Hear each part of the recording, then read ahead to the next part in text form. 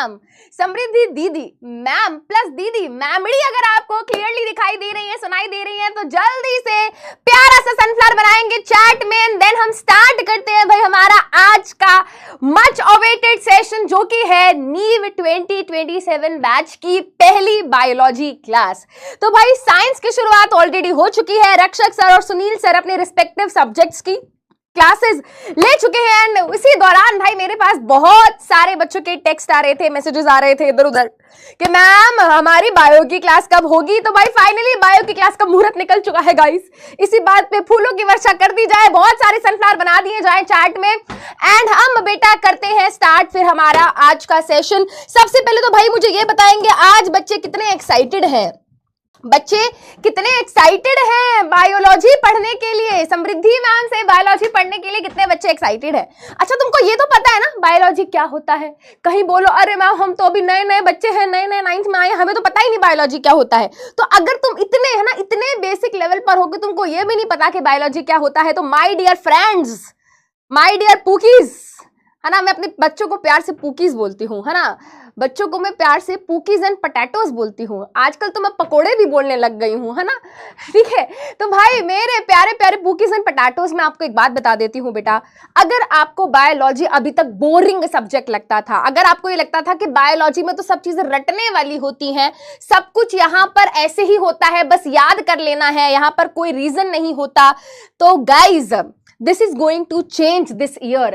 Class 9th में आप सभी के लिए बायोलॉजी एक बहुत ही इंटरेस्टिंग सब्जेक्ट बनने वाला है, ये मेरी गारंटी है।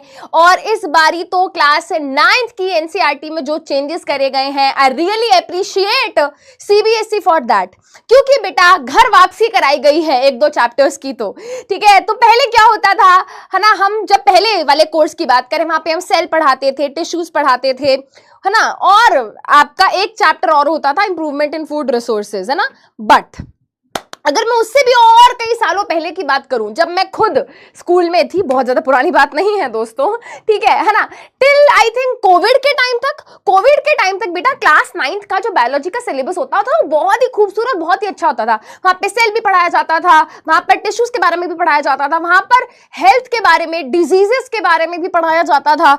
वहां पर एक बहुत ही अच्छा चैप्टर होता था डाइवर्सिटी, जहां पर bacteria, fungi, protozoa, plant kingdom, animal kingdom, भाई ये सारे टॉपिक्स पहले पढ़ाए जाते थे। और फिर उसके बाद कोविड के टाइम पे बेटा इन चैप्टर्स को हटा दिया गया और फिर यही बच्चे बेटा जब क्लास 11th में पहुंचते थे तो उनका कहीं ना कहीं उस लेवल का बेस नहीं बनता था और क्लास 11th में जाके चीजें टफ हो जाती हैं, तो कहीं ना कहीं बच्चे सफर करते थे।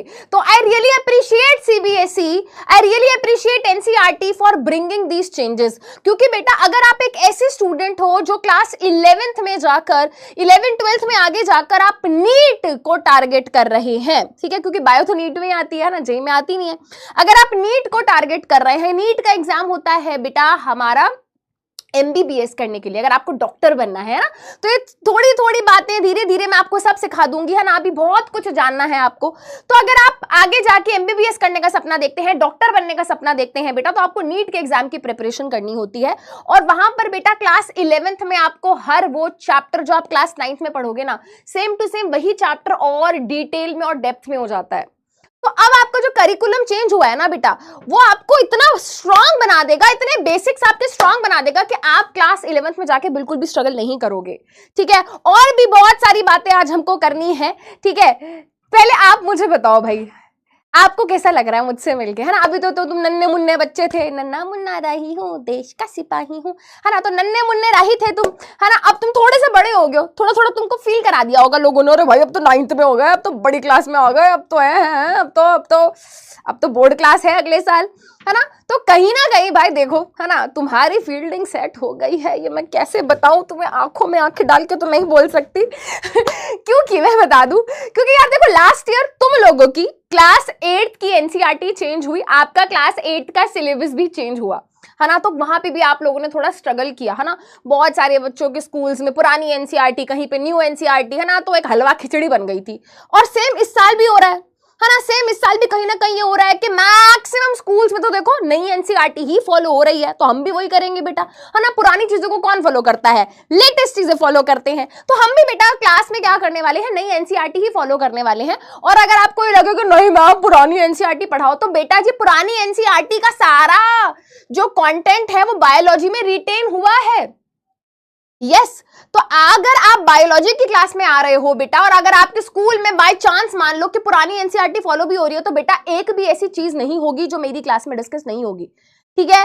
तो ये जो लेक्चर्स है बेटा ये सफिशिएंट है for both old NCERT and new NCERT, ठीक है। तो बहुत कुछ क्या है बेटा ऐड हुआ है, बहुत सारी चीजें क्या है बेटा बदली हैं, और अच्छा कंटेंट है बेटा, मजा आएगा आपको पढ़ने में। आप बहुत सारी नई चीजें सीखोगे बायोलॉजी के बारे में, अपनी बॉडी के बारे में, एनवायरनमेंट के बारे में, तो बहुत ही मजा आने वाला है, ठीक है। चलो बेटा अब अगर हम बात करें आज की बात नहीं करेंगे, आज बहुत सारी बातें शातें करने वाले है ना। तो एक बार मैं देख लूं भाई मेरी क्लास में कौन कौन बच्चे आए हुए। हाँ, Hafsa, Priyanshi, gamer Prince, wisdom Mahi, और ये कौन है, सिद्धांत, रानू, सौरभ, जानवी, यशी, युवराज, उमंग, नैना, शुगर और जितेंद्र, निधि, किग्गू, अबे किग्गू कैसा नाम है भाई, क्यूट नाम है, हर्षित, सानवी, प्रतिष्ठी, एलिस इन वंडरलैंड, चिराग, आशीष, प्रवति, प्रगति, जानवी, तो जानवी एक और आई थी क्या अभी, मनीष, ओ भाई बहुत सारे बच्चों के नाम हैं। Welcome welcome welcome welcome all of you बेटा। और जो भी बच्चे है ना मुझे नहीं जानते हैं, है ना, क्योंकि अपना इंट्रोडक्शन हमेशा देना चाहिए, है ना। वैसे तो आपको अपने जीवन में भाई इतना बड़े बन जाना चाहिए, है ना। आप बेटा अपने आप को ना इतना उस लेवल तक ले जाओ लाइफ में कि आप कहीं किसी रूम में एंटर करो ना तो आपको आपका इंट्रोडक्शन देने की जरूरत ही ना पड़े, है ना। क्या मजा आएगा ना यार। आप लाइफ में इतना कुछ कर गए कि the moment you enter into the room, और कोई अगर आपको नहीं जानता है तो आपके आसपास वाले लोग उस इंसान को बता रहे कि भाई ये वो है, ठीक है बेटा। तो लाइफ में बस अब एक टारगेट सेट कर लो यार, लाइफ में इतनी मेहनत करनी है, लाइफ में इतना बड़ा बनना है कि हमें अपने आप को इंट्रोड्यूस ही ना करना पड़े, ठीक है। So this should be the target of your life, ठीक है। और मैं ये आपको समझाना चाहती हूँ बेटा, क्लास 9th एक ऐसी क्लास है जहाँ पे आपका सिलेबस तो बहुत ज़्यादा बदल ही रहा है, बट आपकी लाइफ भी बेटा बहुत बदलने वाली है, क्योंकि थोड़ा सा एक वो आपकी जो टीनेज है ना, वो इस टाइम पे आप एक बहुत ही सेंसिटिव एज में हो, आप एक बहुत ही सेंसिटिव एज में हो। मैं इसलिए बोल रही हूँ क्योंकि हमें छोटी छोटी बातें खुश भी कर जाती हैं इस एज में, बट छोटी छोटी बातें कहीं ना कहीं हमें अगर हम बोले ना बुरी भी लग जाती है ना। एक ये कैसी एज है जहाँ पर हमको पेरेंट्स बहुत टोकते हैं, हमें बड़े भैया दीदी बहुत टोकते हैं, स्कूल में भी बात बात पे हमको सुना दिया जाता है ना, टोक दिया जाता है, तो बुरा लगता है कि यार हमको मत बताओ, हमें पता है हमें पढ़ाई करनी है ना, हमको पता है कि ये चीज़ सही है ये चीज़ गलत है, तो हम ये बहुत फील करते हैं इस टाइम पे, ठीक है। बट बेटा थोड़ा संभलना भी है ना, हमें डिस्ट्रैक्ट नहीं होना है। I know this is part of our life now, internet is part of our life now, but इन चीजों में इतना ज्यादा इन्वॉल्व नहीं हो जाना है ना, कि भाई पढ़ाई ही भूल जाओ, है ना, ऐसा नहीं होना चाहिए, है ना। एक मीम आता है कि पढ़ाई करने के लिए इंस्टाग्राम डिलीट किया था, है ना, बट तुम कर क्या रहे हो, तुम कर रहे हो तुम इंस्टाग्राम चलाने के लिए पढ़ाई डिलीट कर दे रहे हो। प्लीज गाइस, तो ऐसी चीजें नहीं करनी है, ठीक है। बहुत ज्ञान की बातें करती हो मैम, आप तो अपने बारे में बताने वाली थी, बताया नहीं, पता नहीं क्या बोलने लग गई। हाँ जी, तो मैं अपने बारे में बता देती हूँ, मेरा नाम समृद्धि है बेटा, माय नेम इज समृद्धि शर्मा, और मैं class 9th 10th 11th 12th के स्टूडेंट्स को पढ़ाती हूँ, और पिछले 5 साल से फिजिक्स वाला के साथ मैं जुड़ी हुई हूँ। एंड आई विल से कि मेरे बच्चे मुझे प्यार से पूकी मैम बोलते हैं, बच्चों ने ही एक प्यारा सा नाम मुझे दिया है। और मैं अपने एकेडमिक्स के बारे में क्या बताऊँ बेटा, मैंने बैचलर्स इन बॉटनी किया है, मास्टर्स इन बॉटनी किया है, ठीक है। इवन बेटा मैंने PhD भी स्टार्ट कर दी थी, बट कहने का मतलब ये है कि भाई वो एग्जाम भी मेरा क्लियर हो गया था। एक नेट का एग्जाम होता है, national eligibility test for PhD and lectureship, है ना, वो मैंने क्लियर किया। फिर IIT का एक पेपर होता है, उसको गेट एग्जाम बोलते हैं, है ना, गेट का एक एग्जाम होता है, वो मैंने 2 बार क्वालिफाई करा, मेरी अंडर 400 रैंक थी उसमें। और टीचिंग का एग्जाम होता है, सीटेट का एग्जाम है ना, वो मैंने क्लियर करा। हाँ, अभी सब बातें हमें क्यों बता रही हूँ मैं तुम्हें, ये सब इसलिए बता रही हूँ कि देखो बेटा, किसी की भी जो लाइफ की जर्नी होती है ना, वो ऐसे सिंगल ट्रैक पे नहीं चलती है। किसी टाइम पे मुझे ऐसा लगता था कि नहीं नहीं मेरे को बीएससी एमएससी करके पीएचडी करनी है, अभी मुझे लगता था नहीं नहीं नहीं मुझे तो एमबीए करनी है, नहीं नहीं मुझे तो है ना, मुझे तो टीचिंग करनी है। तो I was also very confused in life. ये पॉइंट मेरे लाइफ में भी आया था, मुझे भी नहीं समझ आता था कि मुझे क्या करना है। बट इवेंचुअली बेटा, धीरे धीरे हम अपनी लाइफ के एक्सपीरियंस से बहुत सारी चीजें सीखते हैं, ठीक है। बहुत बारी गिरना पड़ता है बेटा दोबारा खड़े होने के लिए। आज अगर आप किसी इंसान को देख रहे हो that a person is on top, right. आज अगर आप देख रहे हो कि भाई अलख सर इज ऑन टॉप, है ना, अलख sir is the one of the most loved teacher of India, ठीक है। आज उनको लोग यहां पर देख रहे हैं, बट शायद से हर कोई ये नहीं जानता कि वो यहां तक पहुंचने के लिए कितनी बारी गिरे होंगे, है ना, उन्होंने कितनी चीजें कितने अलग अलग तरीके से करी होंगी, और धीरे धीरे वो जर्नी आगे बढ़ती गई। उनने बहुत, है ना, कहते हैं ना, बहुत फेलियर्स भी देखे होंगे, बहुत सारी चीजें सीखी होंगी। उस नॉलेज से, उस विजडम से, उस समझदारी से, उस एक्सपीरियंस से बेटा वो लाइफ में आगे बढ़ते गए। And same is my story also, ठीक है। तो बेटा मैंने भी लाइफ में बहुत सारी चीजें सोची, करी, फेल हुई, दोबारा ट्राई करी, है ना। तो लाइफ इवेंचुअली बेटा हमें कहीं ना कहीं ले जाती है, अगर हम एक स्ट्रॉन्ग डिटर्मिनेशन बना लें कि हाँ हमें कुछ करना है।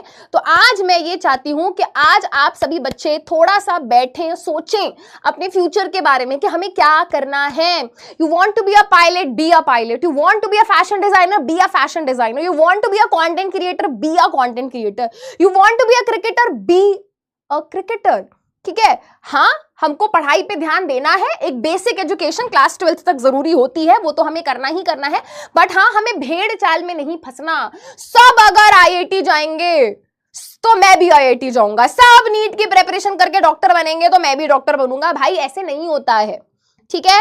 फाइंड आउट फॉर योरसेल्फ कि तुम्हें क्या पसंद है, तुम क्या एंजॉय करते हो, क्या तुम उसमें हार्डवर्क कर कर 100% देकर क्या तुम एक अच्छे लेवल तक पहुंच सकते हो, क्या तुम्हें खुद के अंदर वो पोटेंशियल दिखता है, क्या तुम्हें लगता है कि मैं 101% एफर्ट दे सकता हूं, तो यस उस चीज को आप करेंगे, ठीक है बेटा।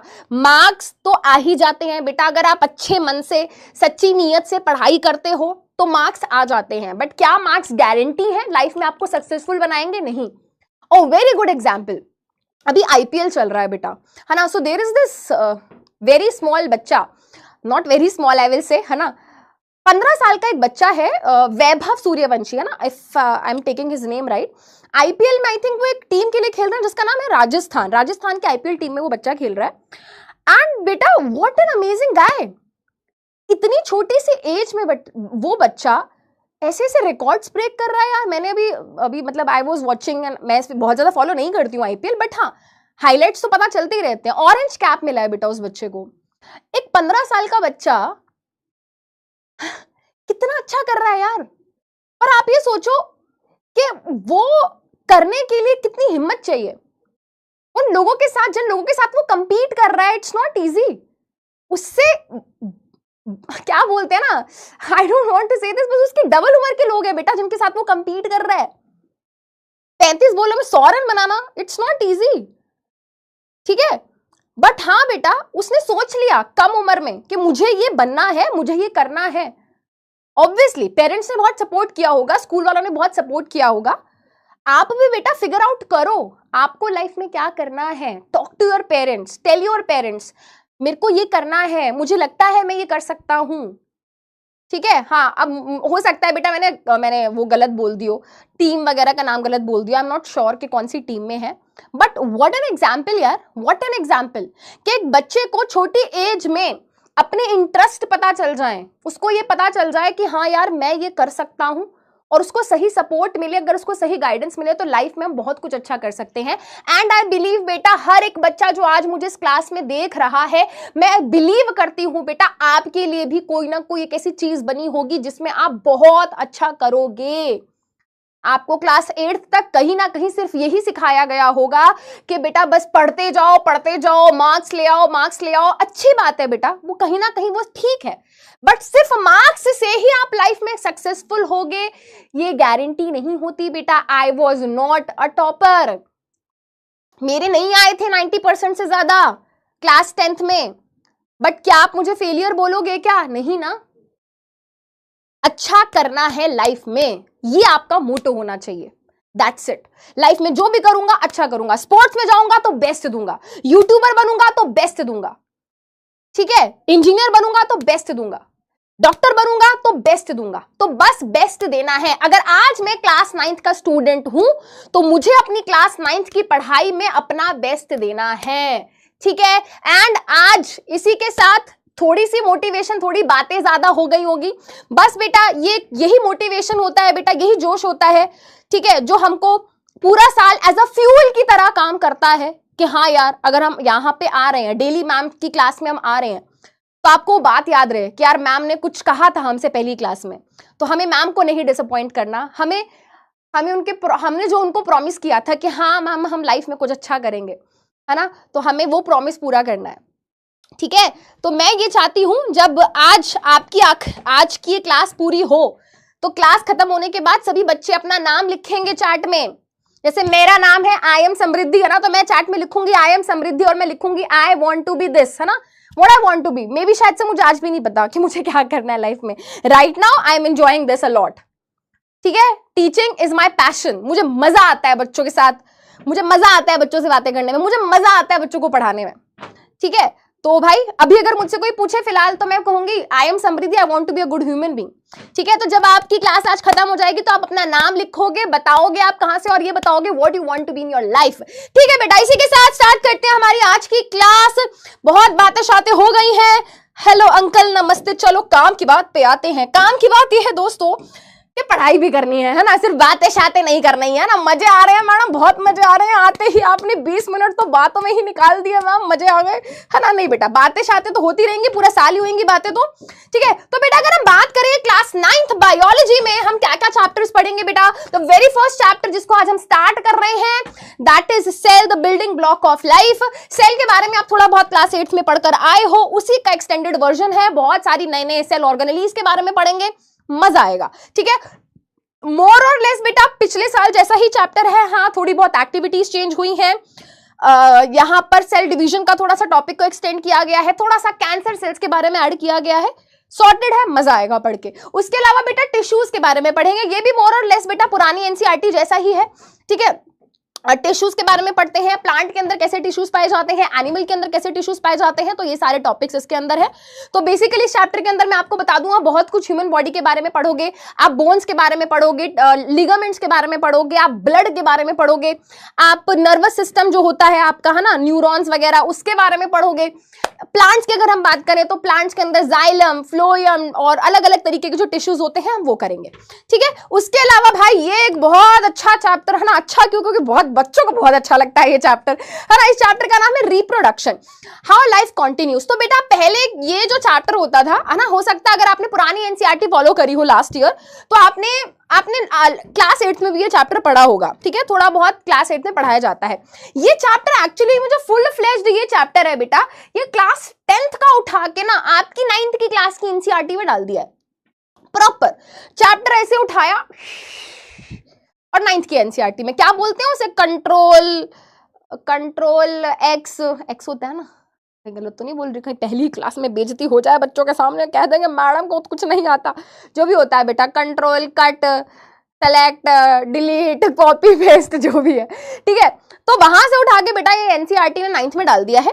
अब इस पर्टिकुलर चैप्टर में बेटा हम बैक्टीरिया कैसे रिप्रोड्यूस करता है, अमीबा कैसे रिप्रोड्यूस करता है, ईस्ट में कैसे रिप्रोडक्शन होती है, प्लांट के अंदर सेक्सुअल रिप्रोडक्शन कैसे होती है, बेसिकली फ्लावर की मदद से कैसे रिप्रोडक्शन होती है, ह्यूमन बीइंग्स का रिप्रोडक्शन हम पढ़ने वाले हैं, male reproductive system, female reproductive system, है ना, 9 महीने में बच्चा जो पूरा डेवलप होता है वो कैसे होता है, ये सब पढ़ेंगे। इवन मेंस्ट्रुएशन के बारे में पढ़ेंगे हम, है ना। इसके अलावा कॉन्ट्रासेप्टिव मेथड्स के बारे में पढ़ेंगे। तो this is a very good chapter, बहुत कुछ सीखने को है बेटा इस चैप्टर में, ठीक है। तो ये भी एक अच्छा चैप्टर है। उसके अलावा patterns in life, diversity and classification, भाई अलग अलग तरीके के ऑर्गेनिजम्स इस पृथ्वी पर एग्जिस्ट करते हैं, जैसे कि हाँ कंट्रोल सी होता है, हाय राम, तो मैंने गलती बोल दिया, बच्चे मुझे कैंसिल ना कर दें, पहली क्लास में बच्चे समझ रहे हो गाइस, ये जेनजी टर्म है बेटा, मुझे आता है, इतना मत सोचो, ठीक है, कहीं कैंसिल ना कर दें बच्चे मुझे पहली क्लास में। हाँ क्या बोल रही थी मैं, एक तो मैं भूल जाती हूँ भाई, मेरे साथ एक बीमारी है, मैं भूल जाती हूँ क्योंकि मैं सोती कम हूँ ना, रात को मुझे नींद नहीं आती, तो मेरा ब्रेन थोड़ा कम काम करता है। क्या बोल रही थी, क्या बोल रही थी, हाँ क्या मैं बोल रही थी कि हाँ हमारी पृथ्वी पर अलग अलग तरीके के ऑर्गेनिजम्स एग्जिस्ट करते हैं, ठीक है, बैक्टीरिया भी है, वायरस भी है, प्लांट्स भी हैं, एनिमल्स भी हैं, मछलियां भी हैं, बर्ड्स भी हैं, है ना, और रेंगने वाले रेप्टाइल्स भी हैं, मैमल्स भी हैं। तो भाई सबके बारे में हम क्या करेंगे बेटा, पढ़ेंगे इस चैप्टर में, ठीक है। तो मोटा मोटा बेटा ये क्या है, आपका सिलेबस है क्लास 9th बायोलॉजी का। इसके अलावा एक आखिरी चैप्टर और है ना, वो क्या है, वो पूरा कॉम्बिनेशन है, उसमें फिजिक्स भी है, उसमें केमिस्ट्री भी है, उसमें बायो भी है। तो उस टाइम पे हम देख लेंगे कौन उसको पढ़ाएगा, अगर लगेगा एक टीचर पढ़ाएगा तो एक ही टीचर पढ़ा देगा, अगर लगेगा नहीं सब अपना अपना पार्ट पढ़ाएंगे तो वैसे भी हम उसको पढ़ा देंगे, ठीक है। तो उसमें इलेक्ट्रोमैग्नेटिक वेव्स वगैरह है ना, उसमें साइकिल्स हैं जो कि केमिस्ट्री से रिलेटेड है, थोड़ा बहुत लिविंग ऑर्गेनिजम्स के बारे में है, तो बेटा हम देख लेंगे, इतनी टेंशन मत ले बेटा, तू हम है मैं हूं, हम है तो क्या गम है, ठीक है। चलो बेटा समझ आ गया सभी को, ओके। इसके अलावा भाई पढ़ाई कैसे करनी है ना, हाउ यू शुड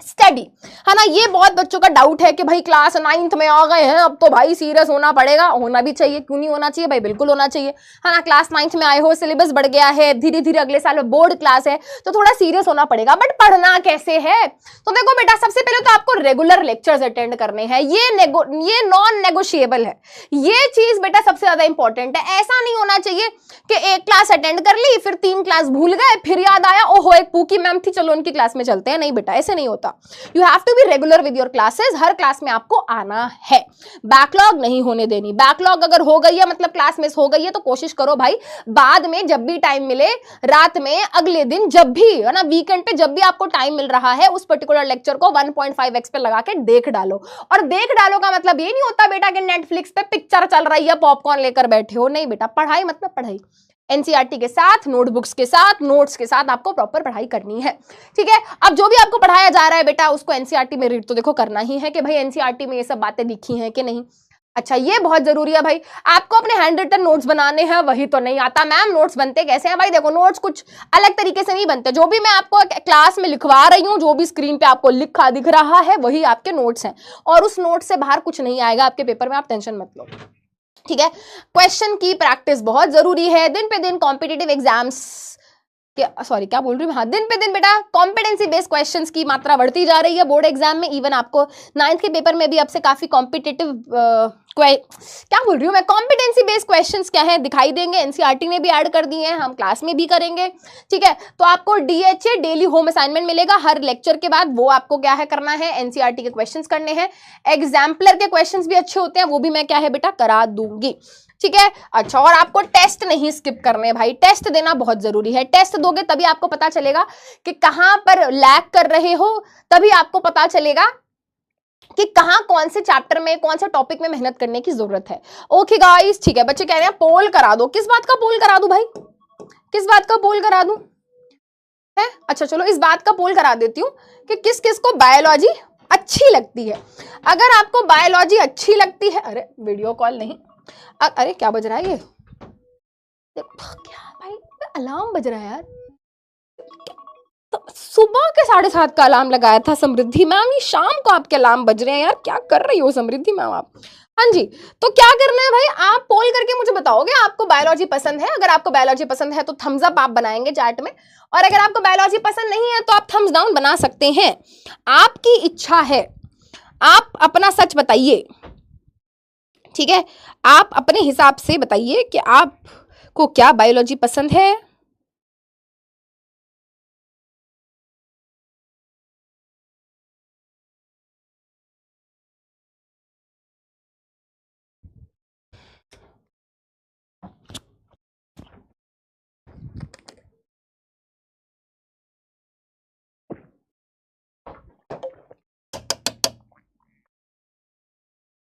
एक कांच का ग्लास मंगा दो पानी पीने के लिए।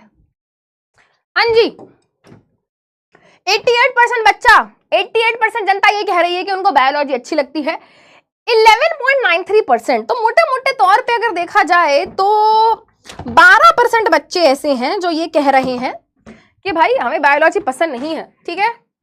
Mark my words, by the end of the session, by the end of the session, by the end of this batch, you will love biology, you will miss biology and biology teacher, ठीक है। चलिए बेटा, तो start कर रहे हैं हम अपना आज का सेशन, आज की पढ़ाई आधा घंटा बातें शातें करने के बाद, ठीक है। चलिए बेटा, तो आज हम स्टार्ट करेंगे चैप्टर सेल के बारे में, जिसको बिल्डिंग ब्लॉक ऑफ लाइफ भी कहा जाता है। अब बेटा, जब भी हम बात करते हैं सेल की, तो आपको बता दूं बेटा, ये वो वाला सेल नहीं है जो आप सोच रहे हो, है ना। हम क्या सोच रहे हैं बेटा, वही वाला सेल नहीं है ये जो टीवी के रिमोट में, एसी के रिमोट में लगता है, वो वाला सेल नहीं है। इसको बोलते हैं biological cell. Cell, biological cell. Biology क्या होता है? देखो बेटा, हमारे साइंस की वो ब्रांच जहां पर हम लिविंग ऑर्गेनिजम्स के बारे में स्टडी करते हैं। बायो का मतलब होता है लिविंग और लॉजी का मतलब होता है स्टडी। बायोलॉजी, बायोलॉजी जो शब्द है बेटा, ये मिलकर बना है ना। बायोलॉजी जो शब्द है ये मिलकर बना है दो चीजों से, एक है बायो और एक है लॉजी। बायो का मतलब होता है लिविंग और लॉजी का मतलब होता है स्टडी। तो जब हम लिविंग ऑर्गेनिजम्स की स्टडी करते हैं उसको बायोलॉजी कहा जाता है। एरिस्टोटल को फादर ऑफ बायोलॉजी कहा जाता है। अब मोटे मोटे तौर पे अगर देखा जाए तो बेटा, बायोलॉजी की बहुत सारी अलग अलग ब्रांचेस होती हैं। अगर हम बायोलॉजी में प्लांट्स के बारे में स्टडी कर रहे हैं तो उसको बॉटनी कह दिया जाता है, और अगर हम एनिमल्स की स्टडी कर रहे हैं तो उसको जूलॉजी कह दिया जाता है। जू, जू मतलब एनिमल्स, राइट। जू, जब भी आपके सामने कोई जू बोलता है तो क्या आपको प्लांट्स की याद आती है? नहीं, जू से हमेशा आपको याद आती है एनिमल्स की, राइट। तो जूलॉजी या ज़ूलॉजी में क्या होता है बेटा, एनिमल्स की स्टडी करी जाती है। बॉटनी में प्लांट्स की स्टडी करी जाती है। थैंक यू सो मच भैया। और अगर हम माइक्रो ऑर्गेनिजम्स के बारे में स्टडी कर रहे हैं तो उसको बोलते हैं माइक्रोबायोलॉजी, उसको हम बोलते हैं माइक्रोबायोलॉजी। माइक्रोबायोलॉजी, जैसे कि आपने क्लास 8 में माइक्रो ऑर्गेनिजम्स के बारे में पढ़ा होगा, जब हम बैक्टीरिया की, वायरस की, फंगस की, एल्गी, इन सब के बारे में पढ़ते हैं तो उसको माइक्रोबायोलॉजी कहा जाता है, ठीक है। बट आज हम इनके बारे में नहीं, आज हम सबसे छोटी चीज के बारे में बात करने वाले हैं, विच इज सेल, ठीक है। अब सेल क्या है? सेल वो चीज है बेटा जिससे सभी लिविंग ऑर्गेनिजम्स मिलकर बने हुए हैं, है ना। ये तुम हो, है ना, ये तुम हो पूकी से बच्चे, प्यारे से पूकी बच्चे हो तुम, ये है ना।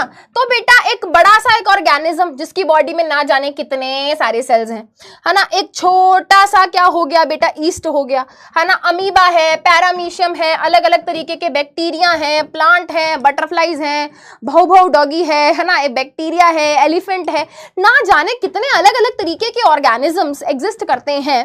और इन सभी ऑर्गेनिजम्स के बारे में एक चीज कॉमन है कि सबकी, इनके बारे में बेटा एक चीज कॉमन है कि इन सबका जो बॉडी है, इन सबकी जो स्ट्रक्चर है बेटा, वो किससे मिलकर बना है? वो मिलकर बना है सेल से। इसकी बॉडी में भी सेल है, ये इसकी बॉडी भी सेल से मिलकर बनी है, इसकी बॉडी भी सेल से मिलकर बनी है, इसकी बॉडी भी सेल से मिलकर बनी है, इसकी बॉडी भी सॉलिड बॉडी है, ठीक है। सबकी सॉलिड, ठीक है, सबकी सॉलिड बॉडी है, और सबकी सॉलिड बॉडी जो है, सबका जो बॉडी का स्ट्रक्चर है वो सेल से मिलकर बना है। क्या सभी बच्चे इस बात से एग्री करते हैं? है ना। एक्सेप्शन यहां पर सिर्फ कौन सा आ जाता है बेटा, है ना। एक्सेप्शन यहां पर आ जाता है एक, जो कि है हमारा वायरस, ठीक है। एक एक्सेप्शन है। एक्सेप्शन कौन है बेटा? वायरस। वायरस जो होता है बेटा वो सेल से मिलकर नहीं बनता, वो किससे मिलकर बनता है वो मैं आगे जाके आपको बता दूंगी, ठीक है। वायरस सेल से मिलकर नहीं बनते, है ना। तो यहां पे लिख देती हूं, नॉट मेड अप सेल्स, ठीक है। तो वायरसेस जो होते हैं वो सेल से मिलकर नहीं बने, बाकी सब ऑर्गेनिज्म सेल से मिलकर बने हैं, ठीक है। तो सेल के बारे में हम क्या बोलते हैं बेटा? सेल को हम बोलते हैं building block of living organism. But अगर इसको सही से डिफाइन करना हो तो हम ये कह सकते हैं, cell is the fundamental structural and functional unit of life. Cell के बारे में क्या कहा जाता है? सेल एक क्या है? फंडामेंटल। फंडामेंटल मतलब बिल्कुल बेसिक, क्या है? स्ट्रक्चरल एंड फंक्शनल यूनिट है लाइफ की। भाई यहां से बेटा जब लाइफ के बारे में बात कर रहे हैं तो लाइफ के बारे में जब हम बोलते हैं तो बेसिकली हम बात कर रहे होते हैं लिविंग ऑर्गेनिजम्स की। हम बात कर रहे होते हैं बेटा किसकी? लिविंग ऑर्गेनिजम्स की। लाइफ का मतलब लिविंग ऑर्गेनिजम्स, लाइफ का मतलब लिविंग ऑर्गेनिजम्स। वो ये कह रहा है कि कोई भी लिविंग ऑर्गेनिज्म हो, कोई भी लिविंग ऑर्गेनिज्म हो, उसकी बॉडी का स्ट्रक्चर, उसकी बॉडी में होने वाले फंक्शन किसकी वजह से होते हैं? सेल की वजह से होते हैं। मैं दोबारा रिपीट करूंगी कि कोई भी लिविंग ऑर्गेनिज्म हो, कोई भी लिविंग ऑर्गेनिज्म हो, कोई बैक्टीरिया है, प्लांट है, एनिमल है, है ना, कुछ भी है बेटा, कोई भी लिविंग ऑर्गेनिज्म का जो स्ट्रक्चर होता है, उसकी बॉडी में होने वाले जो फंक्शन होते हैं, वो सब किसकी वजह से पॉसिबल हो पाते हैं? सेल की वजह से पॉसिबल हो पाते हैं। That is why cell is known as fundamental structural and function unit of life. और जब हम सेल की स्टडी करते हैं उसको बोलते हैं साइटोलॉजी। जब हम सेल की स्टडी करते हैं बेटा उसको हम बोलते हैं साइटोलॉजी। देखेंगे बेटा, ध्यान से सुनेंगे। देखो, मान लो बेटा ये क्या है? ये एक सिंगल सेल है। ये क्या है? ये एक सिंगल सेल है। ये एक सिंगल सेल है, ठीक है। जब ऐसे बहुत सारे सेल एक दूसरे के साथ, जब ऐसे बहुत सारे सेल एक दूसरे के साथ ग्रुप बना लेंगे तो जो स्ट्रक्चर बनेगा, जो स्ट्रक्चर बनेगा बेटा, जो स्ट्रक्चर बनेगा बेटा, उसको हम क्या बोलेंगे? उसको हम बोलेंगे टिश्यू। उसको हम बोलेंगे टिश्यू। और जब इस तरीके के बहुत सारे टिश्यू एक साथ आएंगे, जुड़ेंगे, ठीक है, ग्रुप बनाएंगे, तो एक स्ट्रक्चर बनेगा जिसको हम बोलेंगे ऑर्गन। जिसको हम बोलेंगे ऑर्गन। ऑर्गन क्या होता है बेटा? हार्ट एक ऑर्गन है, किडनी एक ऑर्गन है, पेनक्रिया एक ऑर्गन है, लिवर एक ऑर्गन है, ठीक है, ब्रेन, अच्छा वो तो है नहीं तुम्हारी बॉडी में पुअर जोक ठीक है, ब्रेन एक ऑर्गन है ना। अलग अलग ऑर्गन अलग अलग काम करता है, ठीक है। अब बेटा अलग अलग ऑर्गन जब साथ मिलके काम करते हैं, अलग अलग ऑर्गन जब साथ मिलके काम करते हैं तो जो स्ट्रक्चर बनता है बेटा, है ना, उसको हम बोलते हैं ऑर्गन सिस्टम। जैसे कि digestive system, respiratory system, nervous system, circulatory system, excretory system, nervous system, skeletal system, muscular system, भाई बहुत सारे सिस्टम, है ना। हमारी बॉडी में क्या है? हमारी बॉडी में बहुत अलग अलग तरीके के सिस्टम, ठीक है, सिस्टम पे सिस्टम, समझ गए? कौन? वो वाला सिस्टम नहीं, ऑर्गन सिस्टम, है ना। तो भाई जब ये अलग अलग ऑर्गन सिस्टम मिलके साथ में काम करते हैं तो बनता है ऑर्गेनिज्म। तो बनता है ऑर्गेनिज्म, जैसे कि तुम, जैसे कि मैं, जैसे कि हम तुम, मेरे दिल विच है हम तुम, ठीक है। तो भाई हम और तुम, जैसे कि तुम और जैसे कि मैं। बेटा अगर कोई पूछे कि आपकी बॉडी किससे मिलकर बनी है, तो मैं कहूंगी भाई मेरी बॉडी मिलकर बनी है डाइजेस्टिव सिस्टम से, रेस्पिरेटरी सिस्टम से, नर्वस सिस्टम से, स्केलेटल सिस्टम से, मस्कुलर सिस्टम से, एंड सो ऑन। और अगर कोई पूछे कि भाई ये ऑर्गन सिस्टम किससे मिलकर बने हैं, तो मैं कहूंगी भाई ऑर्गन सिस्टम, ये वाले जो ऑर्गन सिस्टम है ये अलग अलग ऑर्गन से मिलकर बने हैं। जैसे कि बेटा फॉर एग्जाम्पल अगर मैं बोलूं, मेरा डाइजेस्टिव सिस्टम, मेरे डाइजेस्टिव सिस्टम किससे मिलकर बना है? माउथ है, फूड पाइप है, स्टमक है, और क्या बोलते हैं, स्मॉल इंटेस्टाइन है, लार्ज इंटेस्टाइन है। तो ये सारी चीजें मिलकर क्या बनाती है बेटा? ये सारी चीजें मिलकर हमारा डाइजेस्टिव सिस्टम बनाती है। वैसे ही बेटा नोज है ना, ये हमारा विंड पाइप है जिसको हम ट्रेकिया बोलते हैं, हमारे लंग्स हैं, ये सब मिलकर हमारा रेस्पिरेटरी सिस्टम बनाते हैं, ठीक है। अच्छा भाई, अब अलग अलग ऑर्गन मिलकर काम करते हैं, और ऑर्गन किससे मिलकर बने हैं? टिश्यू से। टिश्यू किससे मिलकर बने हैं? सेल से। तो it is actually the cell जिसकी वजह से बेटा ये सारी चीजें बन पाती हैं। तो सेल की ही वजह से बेटा ये पूरा स्ट्रक्चर बना है, क्योंकि अगर ऑर्गन सिस्टम नहीं होंगे तो सॉरी अगर सेल नहीं होगा तो टिश्यू नहीं बनेंगे, टिश्यू नहीं बनेगा तो ऑर्गन नहीं बनेगा, ऑर्गन नहीं बनेगा तो ऑर्गन सिस्टम नहीं बनेगा, और ऑर्गन सिस्टम नहीं होगा तो ऑर्गेनिज्म नहीं बन पाएगा। सो अब समझ आया बच्चों कि सेल को क्यों structural and function unit of life बोलते हैं। अगर हम इसको ऐसे कंपेयर करें तो बेटा आप सभी को पता है ये क्या है? ये है ईंट, है ना। हिंदी में इसको ईंट बोलते हैं, इंग्लिश में इसको ब्रिक बोलते हैं, ठीक है। तो बेटा हम सभी को पता है ये छोटी सी ईंट हमको दिख रही है, बट अगर ईंट के साथ ईंट जोड़ते जाएं जोड़ते जाएं जोड़ते जाएं तो वॉल बन जाएगी, दीवार बन जाएगी, ठीक है। और बेटा दीवार, एक दीवार के साथ दूसरी दीवार जोड़ी, दूसरी के साथ तीसरी जोड़ी, 4 जोड़ी, छत लगा दी तो कमरा बन गया। कमरे से कमरा जोड़ते जाओगे तो पूरा एक फ्लोर बन जाएगा, फ्लोर के ऊपर फ्लोर लगाते जाओगे तो पूरी बिल्डिंग बन जाएगी।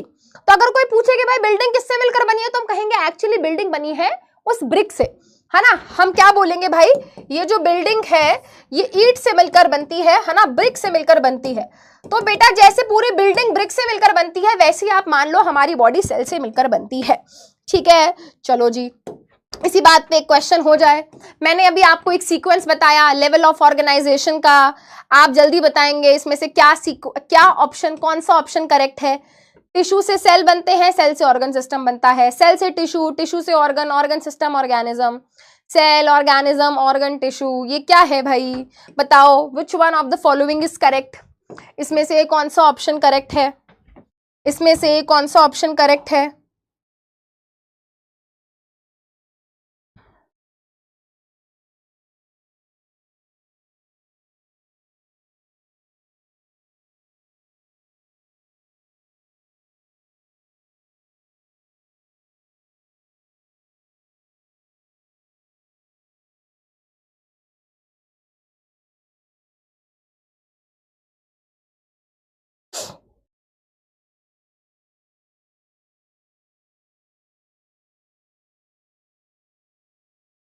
टाइम हो गया है गाइस। ओके तो यहाँ पे करेक्ट आंसर है बेटा ऑप्शन बी, सेल से टिश्यू, टिश्यू से ऑर्गन, ऑर्गन से ऑर्गन सिस्टम एंड ऑर्गेनिज्म। ठीक है, ये तो आप क्लास 8 में भी पढ़ा होगा, बट यहाँ पे हमने रिवाइज भी क्या है बेटा इसको कर लिया। 98 और बाप रे क्या बात है, 98% बच्चों ने बिल्कुल सही आंसर दिया है। ठीक है, तो भाई आज हम जान पा रहे हैं कि भाई सेल ये है, सेल से ऑर्गन बना, सेल से टिश्यू बने, टिश्यू से ऑर्गन बना, ऑर्गन से ऑर्गन सिस्टम बना, है ना, फलाना ढिमकाना, इतना सब कुछ हमने जान लिया और इतना कूल बन रहे हैं सब बातें करके हम, है ना। तो but who was the coolest, Who was that person जिसने सबसे पहली बारी सेल को डिस्कवर करा और सबको बताया कि देखो भाई जो तुम्हें दिख रहा है ना ये है नहीं ऐसा, है ना, ये एक्चुअली में ये पूरा सेल से मिलकर बनता है ना। तो पहली बारी जो सेल को डिस्कवर किया था वो किया था एक साइंटिस्ट जी ने जिनका नाम था Robert Hooke. What an amazing guy. Why I am saying this, क्योंकि बेटा जो इन्होंने सेल को डिस्कवर किया था वो इन्होंने किया था अपने एक सेल्फ डिजाइन माइक्रोस्कोप से, है ना। इन्होंने घर पे ही बेटा, है ना, बहुत सारे लेंस वेंस को जोड़ जाड़ के इन्होंने एक माइक्रोस्कोप बनाया, है ना, कुछ इस तरीके का वो माइक्रोस्कोप दिखता था, है ना। तो एक सेल्फ डिजाइन यानी कि खुद अपना इन्होंने एक माइक्रोस्कोप बनाया। ठीक है, और उसके बाद फिर ये थोड़ा थक गए तो फिर ये बाहर ऐसे टहलने गए थे। ठीक है, सॉरी गाइस मैं चप्पल पहन के आई हुई हूँ, है ना। आज मैं वैसे मैं शूज पहन के आई थी, बड़ा मैं चप्पल पहन के आई हुई हूँ तो बज रही हैं, सॉरी फॉर दैट, है ना। हाँ, तो बेटा ये ऐसे बाहर टहलने घूमने गए थे तो इनको क्या दिखा बेटा, इनको ना एक ट्री दिखाई दिया, है ना। क्या नाम है गाइस इसका, इसका नाम है ओक ट्री। ओक ट्री, है ना, ओक का क्या होता है बेटा, ट्री होता है। तो इनको ओक ट्री दिखाई दिया। उस ओक ट्री की जो बार्क थी बेटा, बार्क भाव भाव वाला बार्क नहीं, बार्क का मतलब होता है छाल, ये जो बाहर का छिलका दिख रहा है ना, इनको ये उतरी हुई दिखी, है ना। अब क्या किया बेटा इन्होंने, इस बार्क को वो घर ले आए। अब बार्क जो होती है ना बेटा, ये बहुत सारे सेल से मिलकर बनती है। ये जो बार्क होती है बेटा, ये क्या होती है, बहुत सारे सेल से मिलकर बनती है ना। उस बहुत सारे सेल के सबसे जो बाहर वाली लेयर होती है, ठीक है, outer most layer, outer most layer of bark इन्होंने निकाल ली। यानी कि जो बार्क का सबसे बाहर वाला हिस्सा था, बार्क का जो सबसे बाहर वाला हिस्सा था वो उन्होंने निकाल लिया, और सबसे उस बाहर वाले हिस्से को बेटा हम क्या बोलते हैं, कॉर्क। उस सबसे बाहर वाले हिस्से को हम क्या बोलते हैं, उसको हम क्या बोलते हैं, कॉर्क। ठीक है, कॉर्क इन्होंने निकाल लिया। अब उस कॉर्क को इन्होंने लिया और क्या किया बेटा, ऑब्जर्व किया अपने सेल्फ डिजाइंड माइक्रोस्कोप पे। यानी कि उस कॉर्क के उस पतले से हिस्से को, है ना, उस कॉर्क के एक पतले से हिस्से को ले गए और अपने माइक्रोस्कोप के नीचे ले जाके इन्होंने रख दिया। और माइक्रोस्कोप के अंदर अच्छी खासी पावर थी, है ना, 200 to 300x, यानी कि किसी चीज को 200 गुना बड़ा करके क्या था, ये मैग्नीफाई करके दिखा सकता था। ठीक है, तो उन्होंने उसको ले जाके अपने माइक्रोस्कोप के नीचे रखा। अब जब उन्होंने बेटा उसको अपने माइक्रोस्कोप के नीचे ले जाके रखा तो इनको ना इस तरीके के डब्बे डब्बे डब्बे डब्बे क्या दिखाई दिए, इस तरीके के डब्बे डब्बे डब्बे डब्बे डब्बे डब्बे डब्बे डब्बे डब्बे डब्बे मतलब छोटे छोटे कंपार्टमेंट्स, क्या दिखाई दिए इनको, इस तरीके के छोटे छोटे कंपार्टमेंट्स दिखाई दिए। और उन्होंने कहा यार ये तो डब्बे डब्बे थोड़े वैसे वैसे नहीं लग रहे जैसे हनीकॉम्ब में होते हैं। हनीकॉम्ब क्या होता है भाई, मधुमक्खी का छत्ता देखा है किसी ने, तो देखो बेटा जैसे मधुमक्खी का छत्ता होता है थोड़ा थोड़ा वैसा नहीं लग रहा। ठीक है, तो इन्होंने यही कहा, इन्होंने कहा दुनिया को कि देखो भाई ये जो कॉर्क है ये छोटे छोटे डब्बों से मिलकर बना है, और ये जो छोटे छोटे डब्बे होते हैं ये हनीकॉम्ब जैसे होते हैं।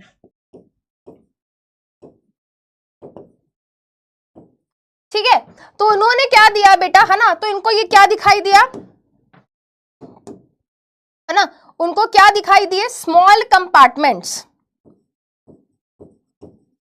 Observed that cork was made up of small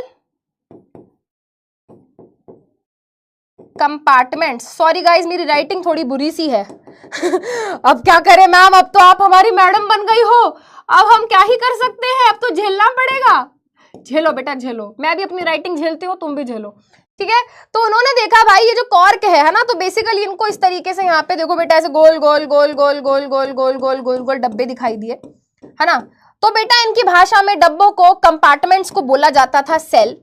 इनकी भाषा में डब्बों को कंपार्टमेंट्स को क्या बोला जाता था, सेल। तो इन्होंने उस डब्बों को नाम दे दिया सेल। उन्होंने इन डब्बों को नाम दे दिया सेल। क्या नाम दे दिया बेटा, इन्होंने उन डब्बों को नाम दे दिया सेल। तो बेटा ये जो श्रेय है किस चीज का, सेल को डिस्कवर करने का। ठीक है, सेल को डिस्कवर करने का, और सेल ये जो टर्म है सेल, ये देने का श्रेय इनको ही दिया जाता है। जैसे भाई मेरा नाम है ना, मेरा नाम समृद्धि है, मेरा नाम मेरे पिताजी ने रखा है, आपका नाम भी आपके पिताजी ने, माताजी ने, दादाजी ने, दादी जी ने, किसी ने रखा होगा, है ना। तो सेल का नाम सेल होगा, ये किसने रखा था, रॉबर्ट हुक ने रखा था। अब बेटा जिन्होंने वो है ना कॉर्क को जो ऑब्जर्व किया था, जो कॉर्क के सेल्स थे वो क्या थे, डेड थे। वो जो कॉर्क के सेल्स थे वो थे क्या थे, डेड थे। बहुत सारे बच्चों को लग रहा होगा यार ये कॉर्क होता क्या है। अच्छा, ये सारी जो बातें इन्होंने करी थी ना, उन्होंने पब्लिश करी थी अपनी एक किताब में जिसका नाम था माइक्रोग्राफिया, है ना। एक किताब इन्होंने पब्लिश करी थी, है ना, माइक्रोग्राफिया। उसके अंदर उन्होंने अपनी सारी बातचीत बताई थी, देखो भाई ऐसे ऐसे होता है। अपनी पूरी जो रिसर्च थी उन्होंने इसके अंदर पब्लिश करी थी, है ना। हाँ, बहुत सारे बच्चे सोच रहे हो मैम अभी भी समझ नहीं आ रहा कॉर्क क्या होता है। बेटा आपने बैडमिंटन खेला है ना, बैडमिंटन खेलते हैं तो उसको क्या बोलते हैं, शटल कॉक बोलते हैं इसको। आपको पता है ये जो हिस्सा है ये, इसको शटल कॉक क्यों बोलते हैं, क्योंकि ये कॉर्क से मिलकर बना होता है। आपने मूवीज वगैरह में देखा होगा बेटा, वो पार्टी हो रही होती है तो वो एक शैंपेन की बोतल को पॉप कर देते हैं, है ना, उसको ऐसे हटाते हैं तो करके आवाज आती है और झाग वाग निकलते हैं। तो ये उसको क्यों, वो एक लकड़ी जैसा कुछ लगा होता है ना बेटा, एग्जैक्टली ये कॉर्क ही होती है, ये कॉर्क से ही मिलकर बनता है, ठीक है। तो ये वही कॉर्क है बेटा, यहीं से ये पार्ट निकाला जाता है और अलग अलग चीजें बनाने के लिए क्या होता है बेटा, यूज होता है। चैट रिफ्रेश कर दो, चैट स्टक हो गई है, चैट स्टक हो गई है, चैट को रिफ्रेश कर दो, ठीक है बेटा। हाँ, तो यही होता है बेटा कॉर्क, है ना। चलो इतनी बात हो गई। तो जैसा कि हमने बात करी, है ना, कि ये सेल्स क्या थे बेटा, डेड थे। जो सेल्स इनको ये दिखाई दिए ये क्या थे, डेड सेल्स थे। उसके लगभग 9 साल बाद भाई एक और साइंटिस्ट हुए, उन्होंने भी थोड़ा बेटा अपना थोड़ा बेटर माइक्रोस्कोप डेवलप कर लिया था, उनको भी बड़ा शौक था सब चीजें ऑब्जर्व करने का। And he was the first person जिन्होंने क्या किया बेटा, पहली बारी लिविंग सेल्स को, है ना, बेसिकली इन्होंने एक पॉन्ड वाटर की एक ड्रॉप ली थी, पॉन्ड वाटर में इन्होंने कुछ ऑर्गेनिजम्स को सबसे पहले ऑब्जर्व किया था जो चल रहे थे, मूव कर रहे थे। बेसिकली एक तरीके की ग्रीन एल्गी थी, बट इस सब में हमें नहीं जाना है, बस आप ये याद रखो पहली बारी लिविंग सेल्स को जो डिस्कवर किया था वो एंटनी वैन ल्यूवेनहुक जी ने किया था, ठीक है। और भाई इतना कठिन नाम, L for Leeuwenhoek, L for living, L for Leeuwenhoek, L for living, ऐसे याद रखेंगे ना। तो he was the first person जिन्होंने पहली बारी बैक्टीरिया वगैरह को भी क्या किया था, डिस्कवर किया था। अपने ब्लड सेल्स को इन्होंने खुद ही, है ना, अपने ब्लड सेल्स वगैरह को इन्होंने निकाला और खुद ही इन्होंने ऑब्जर्व किया। तो बहुत सारी चीजें इन्होंने क्या करी बेटा, डिस्कवर करी और डिस्क्राइब करी। इनने काफी काम किया है बेटा माइक्रो ऑर्गेनिजम्स के ऊपर, that is why he is also known as father of microbiology, है ना। इसलिए इनको फादर ऑफ माइक्रोबायोलॉजी भी क्या है कहा जाता है। पेपर में आएगा नहीं बट ऐसे ही क्वेश्चन यहाँ पे डाल रखा है। आंसर इसका क्या होगा, option A Antony van Leeuwenhoek होगा। बहुत सारी जगह पे बेटा father of microbiology Lewis pasture को भी कहा जाता है, तो थोड़ा सा कंट्रोवर्शियल है इसलिए मैंने इस पे वो नहीं किया, पोल नहीं किया, है ना। तो बहुत सारी जगह पे एंटनी ल्यूवेनहुक होता है, कहीं पे बहुत सारी जगह लुईस पास्चर वगैरह भी होता है, ठीक है। चलो बेटा अब थोड़ा सा आगे बढ़ते हैं बेटा। तो हमने स्टार्टिंग में ये बात बोल दी कि भाई सभी लिविंग ऑर्गेनिजम्स, हमने कहा सभी लिविंग ऑर्गेनिजम्स जो है सेल से मिलकर बनते हैं, ठीक है। तो भाई ह्यूमन बीइंग की बॉडी भी सेल से मिलकर बनी है और बैक्टीरिया की बॉडी भी सेल से मिलकर बनी है, प्लांट की बॉडी भी सेल से मिलकर बनी है, और भौभौ मतलब डॉगी, है ना, डॉगू की बॉडी भी सेल से मिलकर बनी है, एलिफेंट की बॉडी भी सेल से मिलकर बनी है, अमीबा की बॉडी भी सेल से मिलकर बनी है, ठीक है। बट क्या ये सेम है, नहीं। अगर हम नंबर ऑफ सेल्स की बात करें, तो वो सेम नहीं है बेटा। ह्यूमन बीइंग की बॉडी में पता है कितने सेल्स होते हैं, 1000, नो लाख, नो करोड़ नहीं बेटा, मिलियन, ना billion, trillions, there are trillions of cell, लगभग 3 ट्रिलियन सेल है बेटा ह्यूमन बॉडी में। और मेरे को तो ये भी नहीं पता कि ट्रिलियन में जीरो कितने होते हैं ठीक है, आई थिंक 12 जीरो होते हैं जहां तक मुझे याद है, ठीक है। तो 3 ट्रिलियन से ज्यादा सेल्स है बेटा ह्यूमन बॉडी में, ठीक है, वेरी नाइस। बट अगर हम बैक्टीरिया की बात करें, एक बैक्टीरिया के पास केवल एक ही सेल होता है ना, बैक्टीरिया के पास केवल एक ही सेल है, अमीबा के पास केवल एक ही सेल है, ईस्ट के पास केवल एक ही सेल है, पैरामीशियम के पास केवल एक ही सेल है। तो कुछ ऑर्गेनिजम्स ऐसे हैं जिनकी बॉडी में इतने सारे सेल्स हैं, और कुछ लिविंग ऑर्गेनिज्म ऐसे जिनके पास केवल एक ही सेल है। इसी के बेसिस पे बेटा हमने क्या देखा, हमने देखा कि भाई 2 तरीके के लिविंग ऑर्गेनिजम्स होते हैं। ऐसे लिविंग ऑर्गेनिज्म जिनकी बॉडी में, अरे ये क्या, ये गड़बड़ है भाई, गड़बड़ है भाई, गड़बड़ है, 1 मिनट रुको, 1 मिनट रुको। तो बेटा आप ये वाला तब तक लिखो, मैं इसको ठीक करती हूँ, तब तक इसको आप नोट्स में लिखो, यूनिसेल्युलर लिखो तब तक नोट्स में।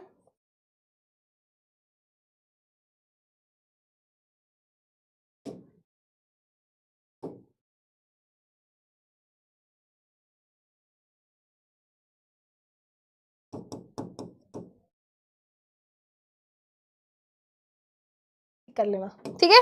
हाँ, ऐसे लिविंग ऑर्गेनिजम्स जो केवल सिंगल सेल से मिलकर बने होते हैं, यूनी का मतलब होता है सिंगल और सेल्यूलर का मतलब होता है सेल। बायोलॉजी को बेटा ऐसे ही पढ़ा जाता है, शब्द को तोड़ तोड़ के। यूनी का मतलब होता है सिंगल, सेल्यूलर का मतलब होता है सेल। ऐसे लिविंग ऑर्गेनिज्म जिनकी बॉडी केवल एक सिंगल सेल से मिलकर बनती है उनको हम यूनिसेलुलर ऑर्गेनिज्म बोलते हैं। जैसे कि बेटा ये अमीबा हो गया, जैसे कि ईस्ट हो गया, जैसे कि बैक्टीरिया हो गया, पैरामीशियम हो गया, ठीक है। देखो बेटा पैरामीशियम ये होता है, ये अमीबा है। आपने अमीबा के बारे में छोटी क्लासेस में भी पढ़ा होगा, ऐसी बात नहीं है कि नहीं पढ़ा होगा। दिस इज अमीबा, पानी में पाया जाता है, सिंगल सेल से मिलकर बना है।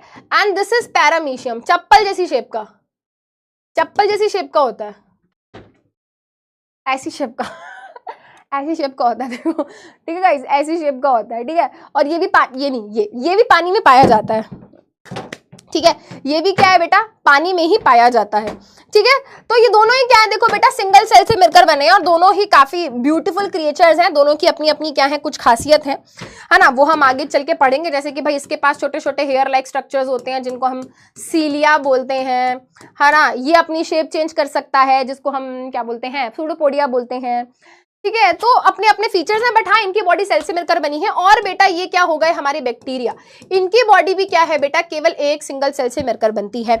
ये है बेटा ईस्ट, एक तरीके का फंजाई होता है, ये एक तरीके का फंगस होता है, फंजाई, ये एक तरीके का फंजाई होता है, फंगस होता है, ठीक है। और ये भी क्या है बेटा, ये भी सिंगल सेल से मिलकर ही बना है, ये भी सिंगल सेल से मिलकर बना है, ठीक है। चलो बेटा इसके अलावा और भी ऑर्गेनिजम्स है बेटा, जैसे कि एक नाम होता है जो बच्चों को बहुत एकदम याद ही नहीं होता, क्लेमाइडोमोनास। है भगवान, ऐसा लगता है किसी राक्षस का नाम ले दिया है किसी ने, क्लेमाइडोमोनास, है ना। तो हो सकता है, मैंने ध्यान तो नहीं दिया वैसे इतना, पहले वाली एनसीईआरटी में तो था क्लेमाइडोमोनास का नाम, पहले वाली एनसीईआरटी में तो था।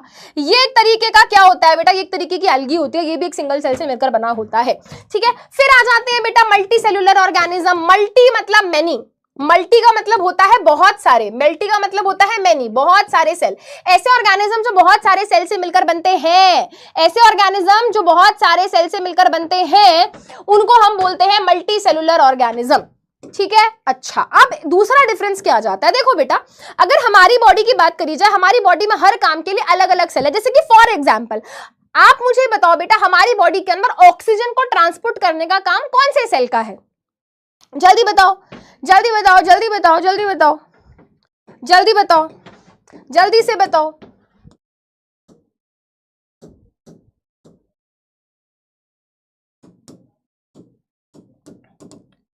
यार राइटिंग सच में बुरी है क्या यार, ये तो मैंने इंप्रूव कर लिया बेटा। हाँ, ये तो तुम लक्की हो बेटा, आजकल थोड़ी राइटिंग मेरी ठीक ठाक निकल रही है। ये क्या कर दिया मैम, बुरा लग रहा है मैम, बुरा लग रहा है। Very good, red blood cells, very good, red blood cells का, हार्ट का हेमोग्लोबिन सेल होता है। वेरी वेरी बेटा इनकम्प्लीट आंसर दे रहे हो तुम। हाँ, जो आरबीसी बोल रहे हैं, कुछ बच्चे आईपीएल की भावनाओं में बह गए हैं, आरबीसी की जगह आरसीबी बोल रहे हैं। वापस आ जाओ बेटा, वापस आ जाओ, आईपीएल से वापस आ जाओ, क्लास 9th बायो की क्लास में वापस आ जाओ, है ना। हाँ, तो देखो बेटा हमारी बॉडी में ना हर काम बटा हुआ है। ऑक्सीजन का ट्रांसपोर्ट रेड ब्लड सेल्स कर देते हैं, अगर बैक्टीरिया से लड़ना हो तो व्हाइट ब्लड सेल्स हैं उस चीज के लिए, है ना। और अगर इंफॉर्मेशन को एक जगह से दूसरी जगह पहुंचाना है तो उसके लिए नर्व या न्यूरॉन्स होते हैं। तो हर काम बटा हुआ है ना। हमारी बॉडी इतनी बड़ी है, इतने अलग अलग तरीके के सेल्स हैं कि हर काम बटा हुआ है। बट अगर हम बात करें बेटा यूनिसेलुलर ऑर्गेनिजम्स की, है ना, तो देखो बेटा ये वाला पॉइंट मैंने आपको एक्सप्लेन कर दिया कि ह्यूमन, है ना, ह्यूमन बॉडी के अंदर या मल्टीसेलुलर ऑर्गेनिज्म के अंदर क्या होती है, डिवीजन होती है लेबर की। डिवीजन मतलब बटा हुआ, लेबर मतलब काम, काम बटा हुआ है, अलग अलग काम अलग अलग सेल करते हैं।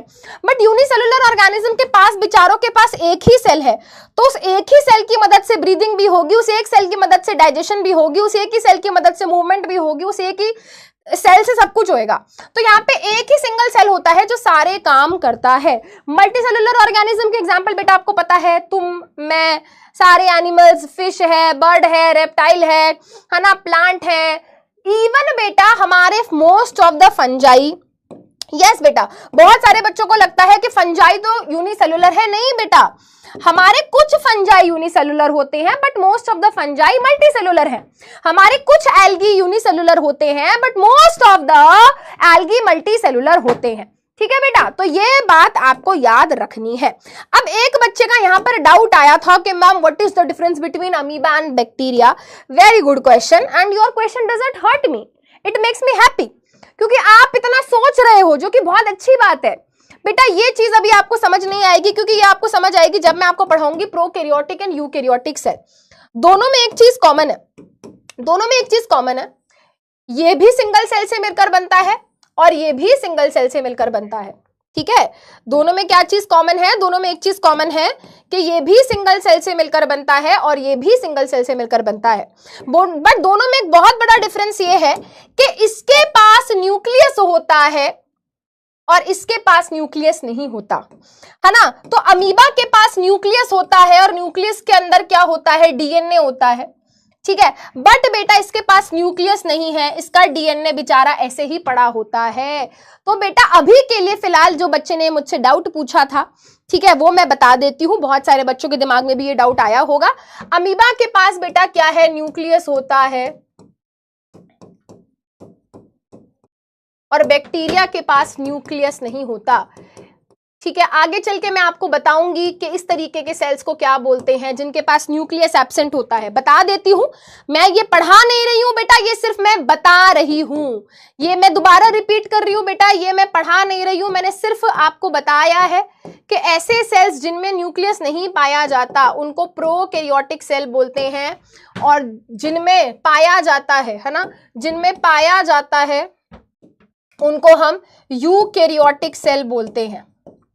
ये बात याद रखना, आगे चल के हमको ये आगे डिटेल में पढ़ना भी है, डिस्कस भी करना है। ठीक है, चलिए आगे बढ़ते हैं। भाई जब सेल की बात हो रही है तो कृपया करके, है ना, ये जो अपने अंदर की चुल है, हर बात पे सेल की बात हो और गोला बना देना। आई कैन अंडरस्टैंड दिस चुल। बेटा ये चुल मुझको भी होती थी, मुझे लगता था हाँ भाई हाँ हर सेल ऐसा गोल गोल होता है। नहीं बेटा, सेल गोल हो सकता है ना, सेल इस तरीके से गोल हो सकता है, मान लिया, ठीक है, बट सेल इस तरीके से गोल गोल होने के साथ साथ ऐसा रेक्टेंगुलर भी हो सकता है, ऐसा पिलर जैसा भी हो सकता है ना। सेल इस तरीके की शेप का भी हो सकता है, सेल इस तरीके से ब्रांच्ड भी हो सकता है ना, जिसमें ब्रांच निकली हुई है ना। सेल इस तरीके से टेल वाला, है ना, पूंछ वाला, है ना, इलोंगेटेड वाला भी हो सकता है। तो सेल की बेटा अलग अलग शेप हो सकती हैं। अगर हम ह्यूमन बॉडी के ही अंदर देखें बेटा, रेड ब्लड सेल की शेप थोड़ी अलग होती है ना, बायकॉन्केव टाइप की शेप होती है ना। और बेटा व्हाइट ब्लड सेल्स की शेप अलग है ना। और हमारे मसल के जो सेल्स होते हैं बेटा उसकी शेप अलग है। इसको स्पिंडल शेप बोलते हैं। स्पिंडल मतलब बीच में से तो चौड़ा है बट पॉइंट्स पे से क्या है? पॉइंट्स पे से पतला है, यानी कि पॉइंटेड है। टिप्स पे क्या है? टिप्स पे पतला है, बीच में से चौड़ा है। इसको स्पिंडल शेप बोलते हैं। हमारी मसल्स के सेल्स ऐसे होते हैं, स्पेसिफिकली स्मूथ मसल सेल्स। ठीक है, तो अलग अलग तरीके की मसल्स होती हैं, टिश्यू चैप्टर में पढ़ेंगे। कहने का मतलब ये है भाई, सेल बहुत अलग अलग तरीके की शेप के हो सकते हैं। शेप की बात हो गई, नंबर की बात हो गई। Let us talk about the size of the cell. Cell बहुत बहुत बहुत बहुत छोटे होते हैं। वो इतने छोटे होते हैं कि हमको आंखों से नहीं दिख सकते। ठीक है, अगर आपसे कोई पूछे कि भाई स्मॉलेस्ट लिविंग सेल कौन सा है, पूरे वर्ल्ड में पाया जाने वाला स्मॉलेस्ट लिविंग सेल कौन सा है, तो हम बोलेंगे माइकोप्लाज्मा। माइकोप्लाज्मा एक तरीके का बैक्टीरिया होता है जिसको बहुत सारी जगह पे पीपीएलओ भी कहा जाता है। पीपीएलओ की फुल फॉर्म खतरनाक सी है थोड़ी सी, प्लूरोनुमोनिया लाइक ऑर्गेनिज्म है। भगवान क्यों आ गए हम 9th में? पहली ही क्लास में ये सब पढ़ा रही है मैम। नहीं बेटा, याद वाद करने की जरूरत नहीं है तुम्हें, तुम रहने दो, बस ऐसी बता रही हूं मैं। ठीक है, माइकोप्लाज्मा आपको याद रखना है ना। माइकोप्लाज्मा याद रखना है, एक तरीके का बैक्टीरिया होता है जिसके पास सेल वॉल नहीं होती। ठीक है, what is the world's largest living cell? Ostrich का अंडा जी। कौन सा अंडा जी? ऑस्ट्रिच का अंडा। ये नॉर्मल अंडा है बेटा, है ना, और ये ऑस्ट्रिच का अंडा है बेटा। तो आपको डिफरेंस दिख ही रहा होगा, है ना। वैसे कि बेसिकली इसके यॉक को कहा जाता है, बट अभी तुम फिलहाल तुम ये समझो, they are very very very large in size. This is the largest living cell, this is the smallest living cell. ठीक है, चलो अब एक बात बताती हूं तुमको। मैम ने कहा जो स्मॉलेस्ट लिविंग सेल है ना, मैम ने कहा जो स्मॉलेस्ट लिविंग सेल है वो एक बैक्टीरिया होता है जिसका नाम है माइकोप्लाज्मा। माइकोप्लाज्मा आप बोल सकते हो एक तरीके का बैक्टीरिया होता है। बट मैं आपको एक बात बताऊं, अगर देखो बेटा, अगर ये बैक्टीरिया है ना, अगर ये बैक्टीरिया है ना, इसको बैक्टीरिया ऐसा ना बना के फ्लैजेला वाला बना देती हूँ। अगर ये बैक्टीरिया है ना बेटा,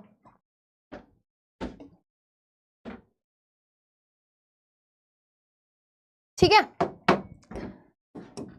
वे तो वायरस ये है इसके सामने। Viruses are way smaller than bacteria, viruses are way smaller than bacteria. Virus bacteria से भी छोटे होते हैं, ठीक है, वायरस बैक्टीरिया से भी छोटे होते हैं। तो मैम फिर उनको स्मॉलेस्ट लिविंग सेल क्यों नहीं बोलते? क्योंकि वो सेल से मिलकर ही नहीं बने होते, क्योंकि वो सेल से मिलकर ही नहीं बने बेटा, उनकी बॉडी ये सेल से मिलकर ही नहीं बना, है ना। और हम तो बेटा लिविंग ऑर्गेनिजम्स की बात कर रहे हैं जो सेल से मिलकर बने, है ना। तो बेटा ये साइज वाइज की बातें है ना, अब थोड़ा हम डिस्कस कर रहे हैं कि भाई चीज बहुत छोटी है, कैसे दिखती और ये सब। तो यहाँ पे अब हम क्या करेंगे बेटा, इंट्रोड्यूस करेंगे द कॉन्सेप्ट ऑफ माइक्रोस्कोप, ठीक है। चलो पहले फटाफट से ये बताओ इसमें से मल्टी सेलुलर ऑर्गेनिज्म कौन सा है, ठीक है। मैंने अभी आपको कुछ चीजें बताई हैं पीछे, तो अब ध्यान से सुनो। विच one of this is a multi cellular organism, इसमें से मल्टी सेलुलर ऑर्गेनिज्म कौन सा है? पोल स्टार्ट कर दिया है, फटाफट आंसर करेंगे।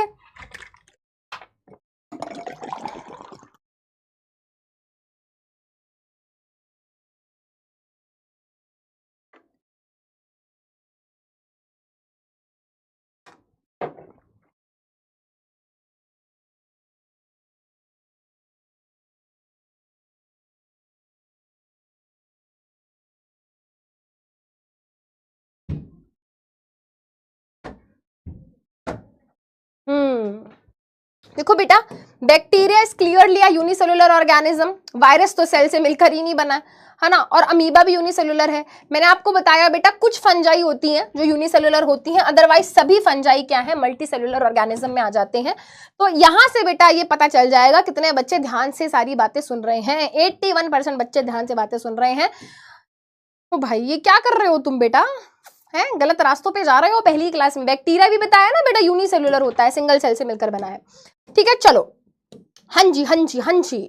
तो अभी बात ये हो रही थी कि भाई सेल तो इतने छोटे होते हैं, आंखों से दिखते भी नहीं है ना, तो भाई फिर सेल की स्टडी कैसे करते हैं? Cell are very very very very small.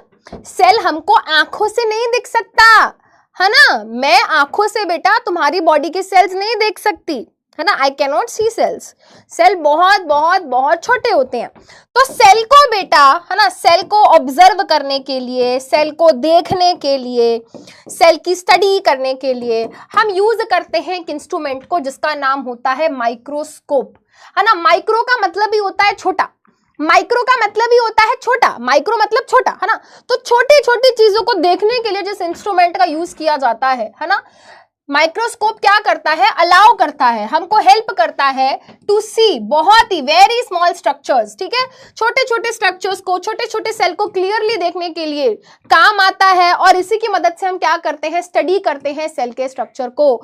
तो हम यूज करते हैं एक इंस्ट्रूमेंट जिसका नाम है माइक्रोस्कोप। और भाई माइक्रोस्कोप बेसिकली क्या है ना, ऐसा क्या है माइक्रोस्कोप में जिसकी मदद से हम इतनी छोटी चीज देख पा रहे हैं? तो भाई माइक्रोस्कोप के अंदर लगे होते हैं लेंस, ठीक है। माइक्रोस्कोप के अंदर क्या होता है बेटा, भाई माइक्रोस्कोप में ऐसा क्या है? तो भाई माइक्रोस्कोप के अंदर लगे होते हैं लेंस, ठीक है। अब देखो बेटा, सिंपल सी चीज है, एनसीईआरटी के अंदर नहीं दिया हुआ है, बट मैं वैसे बता देती हूँ आपको, क्योंकि भाई मेरा काम है आपको सही चीजें पढ़ाना। अगर भाई पीपीएलओ की फुल फॉर्म क्या यार, तुम भी ना क्यों जाननी है, फिर कह देंगे मैम से पूछा था, मैम ने बताई नहीं, लगता है मैम को पता नहीं थी। पता है भाई, तुम रो जाओगे इसलिए नहीं बता रही हूं, है ना, तुम रो जाओगे। लो लिखो पीपीएलओ। पीपीएलओ, पीपीएलओ की फुल फॉर्म है प्लूरो न्यूमोनिया लाइक ऑर्गेनिजम्स, ठीक है, और ये कहा भी क्यों जाता है ये भी बता दूं अब, क्योंकि बेटा जब पहली बार इनको डिस्कवर किया गया तो ये बिल्कुल उसी तरीके के ऑर्गेनिजम्स दिख रहे थे जिनसे न्यूमोनिया होता था, तो थोड़े वैसे वैसे लग रहे थे, तो उनको वैसा वैसा नाम दे दिया। ठीक है, हाँ, ईस्ट और west, ma'am is best, thank you guys. ठीक है, चलो बेटा ये सब बातें तो पूरे साल होती रहेंगी। हाँ, तो मैं क्या बोल रही थी बेटा, मैं बोल रही थी माइक्रोस्कोप। माइक्रोस्कोप लेंस से मिलकर बनता है ना, माइक्रोस्कोप में लेंस लगाए जाते हैं, और माइक्रोस्कोप में लगाया जाता है कन्वर्जिंग लेंस। अब बताओ जरा कौन सा लेंस होता है कन्वर्जिंग लेंस, बताओ बताओ जल्दी बताओ। हाय राम, आधे घंटे पढ़ाई करने के बाद ये एंड बोलने लग गए हैं बेटा। ये जो स्टार्टिंग के आधा घंटा मटर गश्ती करी थी, जो बातें करी थी, जो तुमने गॉसिप पीटी थी मेरे साथ, हैं बातें करी थी जो तुमने, वो क्यों काउंट कर रहे हो तुम पढ़ाई में? आधे घंटे ही पढ़ाई करी है हमने अभी तक, ज्यादा नहीं पढ़ाऊंगी, थोड़ा थोड़ा पढ़ाऊंगी, उसके बाद कर देंगे क्लास खत्म। Very good very good very good, convex lens, very nice. ठीक है, कॉन्वेक्स लेंस, ठीक है। हाँ, तो माइक्रोस्कोप में ना कॉन्वेक्स लेंस लगे होते हैं। देखो बेटा, अगर आपके माइक्रोस्कोप में, ध्यान से सुनना बेटा, एनसीईआरटी में नहीं लिखा है, सुन लो, अगर आपके माइक्रोस्कोप में क्या है, अगर आपके माइक्रोस्कोप में, ठीक है, अगर आपके माइक्रोस्कोप में सिंगल एक ही लेंस लगा हुआ है तो माइक्रोस्कोप कहलाता है सिंपल माइक्रोस्कोप। क्या कहलाता है? सिंपल माइक्रोस्कोप, है ना, उसको सिंपल माइक्रोस्कोप बोल देते हैं। बट अगर उसके अंदर एक से ज्यादा माइक्रोस्कोप लगाए गए हैं, उसके अंदर कॉम्बिनेशन है लेंस का, है ना, अगर वहां पर क्या है, कॉम्बिनेशन ऑफ लेंस है, लेंस का कॉम्बिनेशन है, यानी कि 2-3 लेंस लगे हुए हैं, जैसे कि बेटा इसमें होते हैं, है ना, तो उसको हम क्या बोल देते हैं, उसको हम बोल देते हैं कंपाउंड माइक्रोस्कोप, उसको हम बोल देते हैं कंपाउंड माइक्रोस्कोप। ठीक है, अच्छा, या तो बेटा, है ना, या तो आपके स्कूल के अंदर, है ना, या तो आपके स्कूल के अंदर ऐसे वाला माइक्रोस्कोप होगा, या फिर आपके स्कूल के अंदर ऐसे वाला माइक्रोस्कोप होगा। दिखा देती हूं, देखो जल्दी से बताओ भाई, आपके स्कूल में कौन से वाला माइक्रोस्कोप है?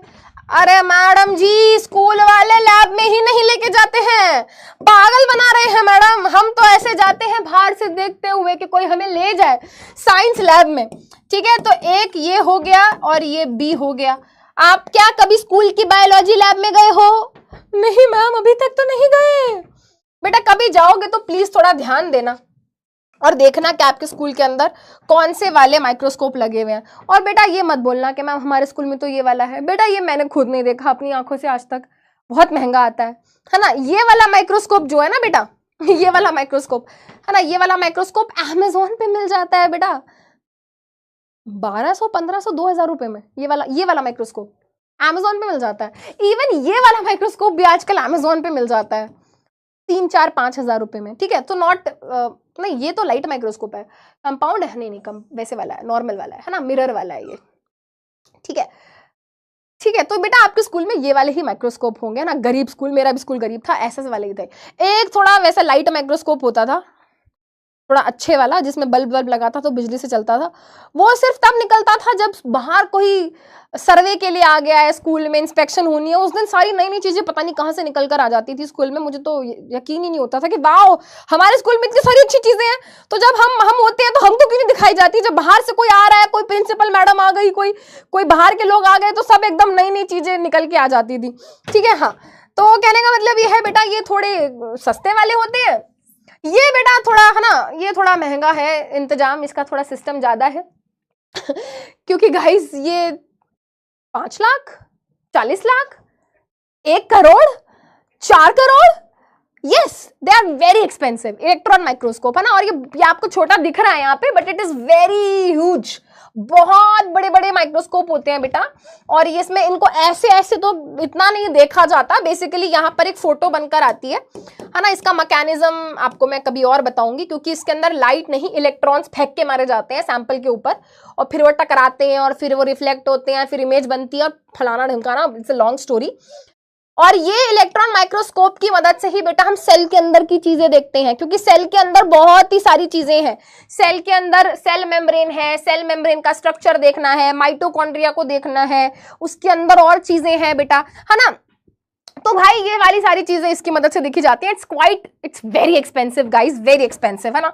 तो हम एक काम करेंगे, हम सारे बच्चे पैसे जोड़ के एक इलेक्ट्रॉन माइक्रोस्कोप लेके आएंगे। ठीक है, चलो ठीक है। तो यहाँ पे माइक्रोस्कोप की बातें हो रही हैं, तो हम आपको बता देते हैं बेटा। तो मोटे मोटे तौर पे ये 2 तरीके के माइक्रोस्कोप दिख जाएंगे आपको। अच्छा, मैं क्या बोल रही थी, हाँ, मैं यहाँ पे आपको ये बता रही थी बेटा, है ना। अब बेटा हमारी एनसीईआरटी के अंदर लिखा हुआ है कि माइक्रोस्कोप के अंदर या तो कन्वेक्स लेंस होता है सिंगल, है ना, या तो कन्वेक्स लेंस होता है सिंगल। एक सिंगल लेंस लगा होता है किसी में, ठीक है, जैसे कि इसमें लगा हुआ है, ठीक है। या फिर क्या होते हैं, कॉम्बिनेशन होता है लेंस का। अब कौन से क्या होते हैं बेटा, 2 लेंस कौन से होते हैं? एक होता है बेटा, है ना, एनसीईआरटी के अंदर ही लिखा हुआ है बेटा, है ना। एक होता है बेटा हमारा ऑब्जेक्टिव लेंस, ठीक है, और एक होता है हमारा आई पीस। अब ये क्या है, आई पीस और ऑब्जेक्टिव लेंस का मतलब क्या है? देखो बेटा, जब आप माइक्रोस्कोप को अपने सामने रखोगे या बाय चांस कभी आपको आपकी स्कूल वाली मैम या स्कूल वाले सर आपको जब लैब में लेकर जाएंगे, तो आप देखना वो क्या करेंगे, वो कोई स्लाइड रख देंगे। स्लाइड तो मैं आपको दिखा देती हूँ गाइस, स्लाइड का बजट है गाइस हमारा। ऐसी बात नहीं है गाइस, ठीक है, ऐसी बात नहीं है गाइस, स्लाइड का बजट है गाइस हमारा, है ना। ऐसे बेइज्जती मत करो, वो आ जाती है बेटा, स्लाइड आ जाती है 20-25 रुपए की। ठीक है, तो इसके ऊपर बेटा कुछ ना कुछ स्लाइड बनी होगी, कोई माइक्रो ऑर्गेनिज्म वगैरह की स्लाइड वगैरह होगी, और वो ना उसको ऐसे रख देंगे माइक्रोस्कोप में नीचे, ठीक है। और फिर क्या करेंगे, कहेंगे देखो, ऑब्जर्व करो, है ना, क्या करेंगे, ऑब्जर्व करो, ऐसे देखो। तो बेटा जहां से आप उसको ऐसे देखोगे ना, ऐसे देखोगे, उस पार्ट को आईपीस बोलते हैं। बेसिकली अगर आपको कोई चीज ऑब्जर्व करनी है माइक्रोस्कोप में, तो आप अपनी आंख यहां पर लगाओगे, है ना, और यहां पर एक लेंस लगा होता है ना। यहां पर क्या लगा होता है बेटा, यहां पर एक लेंस लगा होता है, यहां पर एग्जैक्टली ये एक लेंस लगा होता है। तो इसको लेंस 1 बोल देती हूँ यहां पर, है ना, क्योंकि ये आंख वाला लेंस है, जहां से आप इसको ऐसे ऐसे देखते हो। तो एक लेंस यहां लगा होता है, और जब यहां पर आप स्लाइड रखोगे अपनी, है ना, ये कांच की एक स्लाइड होती है, मान लो इसके ऊपर अमीबा है या कोई बैक्टीरिया है, कुछ है ना, तो यहां पे वो रखा हुआ है। तो यहां पर बेटा लेंस होते हैं, यहां पर भी लेंस लगा होता है ना, यहां पर लेंस लगा होता है, ठीक है। इसको हम बोल देते हैं ऑब्जेक्टिव लेंस, इसको भी मार्क कर रही हूं बेटा, है ना। इसको लेंस 2 बोल देते हैं, इसको हम बोल देते हैं क्या, ऑब्जेक्टिव लेंस। इसको ऑब्जेक्टिव लेंस क्यों बोल रहे हैं, क्योंकि बेटा हमने अपना ऑब्जेक्ट यहां रखा है ना। मैंने किसी प्लांट के सेल को ऑब्जर्व करना है, तो मैं उसको यहां रखूंगी, है ना। तो मेरा ऑब्जेक्ट प्लांट हो गया, है ना। मैंने अमीबा, बैक्टीरिया, पैरामीशियम, किसी भी चीज को रखा है, तो मैं अपना ऑब्जेक्ट यहां पे रख रही हूं, मैं यहां पे रखती हूँ बेटा उसको, है ना, मैं इसको यहां पे रखती हूँ। तो यहां पे जो लेंस लगा होता है, एक सेकेंड, मेरे पास 3D मॉडल भी है, ठीक है। तो बेटा हमारे ऑब्जेक्ट के पास जो लेंस होता है हमारे, है ना, जहां पे हमने अपने ऑब्जेक्ट को प्लेस किया है, जहां पे हमने अपने, सेंड टू स्टूडेंट्स कर देती हूं, पता नहीं आएगा या नहीं आएगा। देखो ये है बेटा माइक्रोस्कोप इस तरीके से, है ना। तो यहां देखो बेटा, ये लेंस लगे हुए हैं बेटा, है ना। यहां पे देखो बेटा, ये लेंस लगा हुआ है, ये देखो बेटा क्या है, ये लेंस लगे हुए हैं, ये दूरबीन जैसे तुमको दिख रहे हैं, है ना, ये लेंस लगे हुए हैं बेटा, इनको आईपीस बोलते हैं। देखो क्या लिखा हुआ है यहाँ पर, आईपीस, ठीक है। अच्छा, मैं इसको अगर ऐसे हटाऊं बेटा, तो यहां पर मैं क्या रखती हूं, यहां पर मैं अपनी स्लाइड रखती हूं, जिसपे अमीबा, बैक्टीरिया वगैरह कुछ होता है, इसको नीचे रखती हूँ।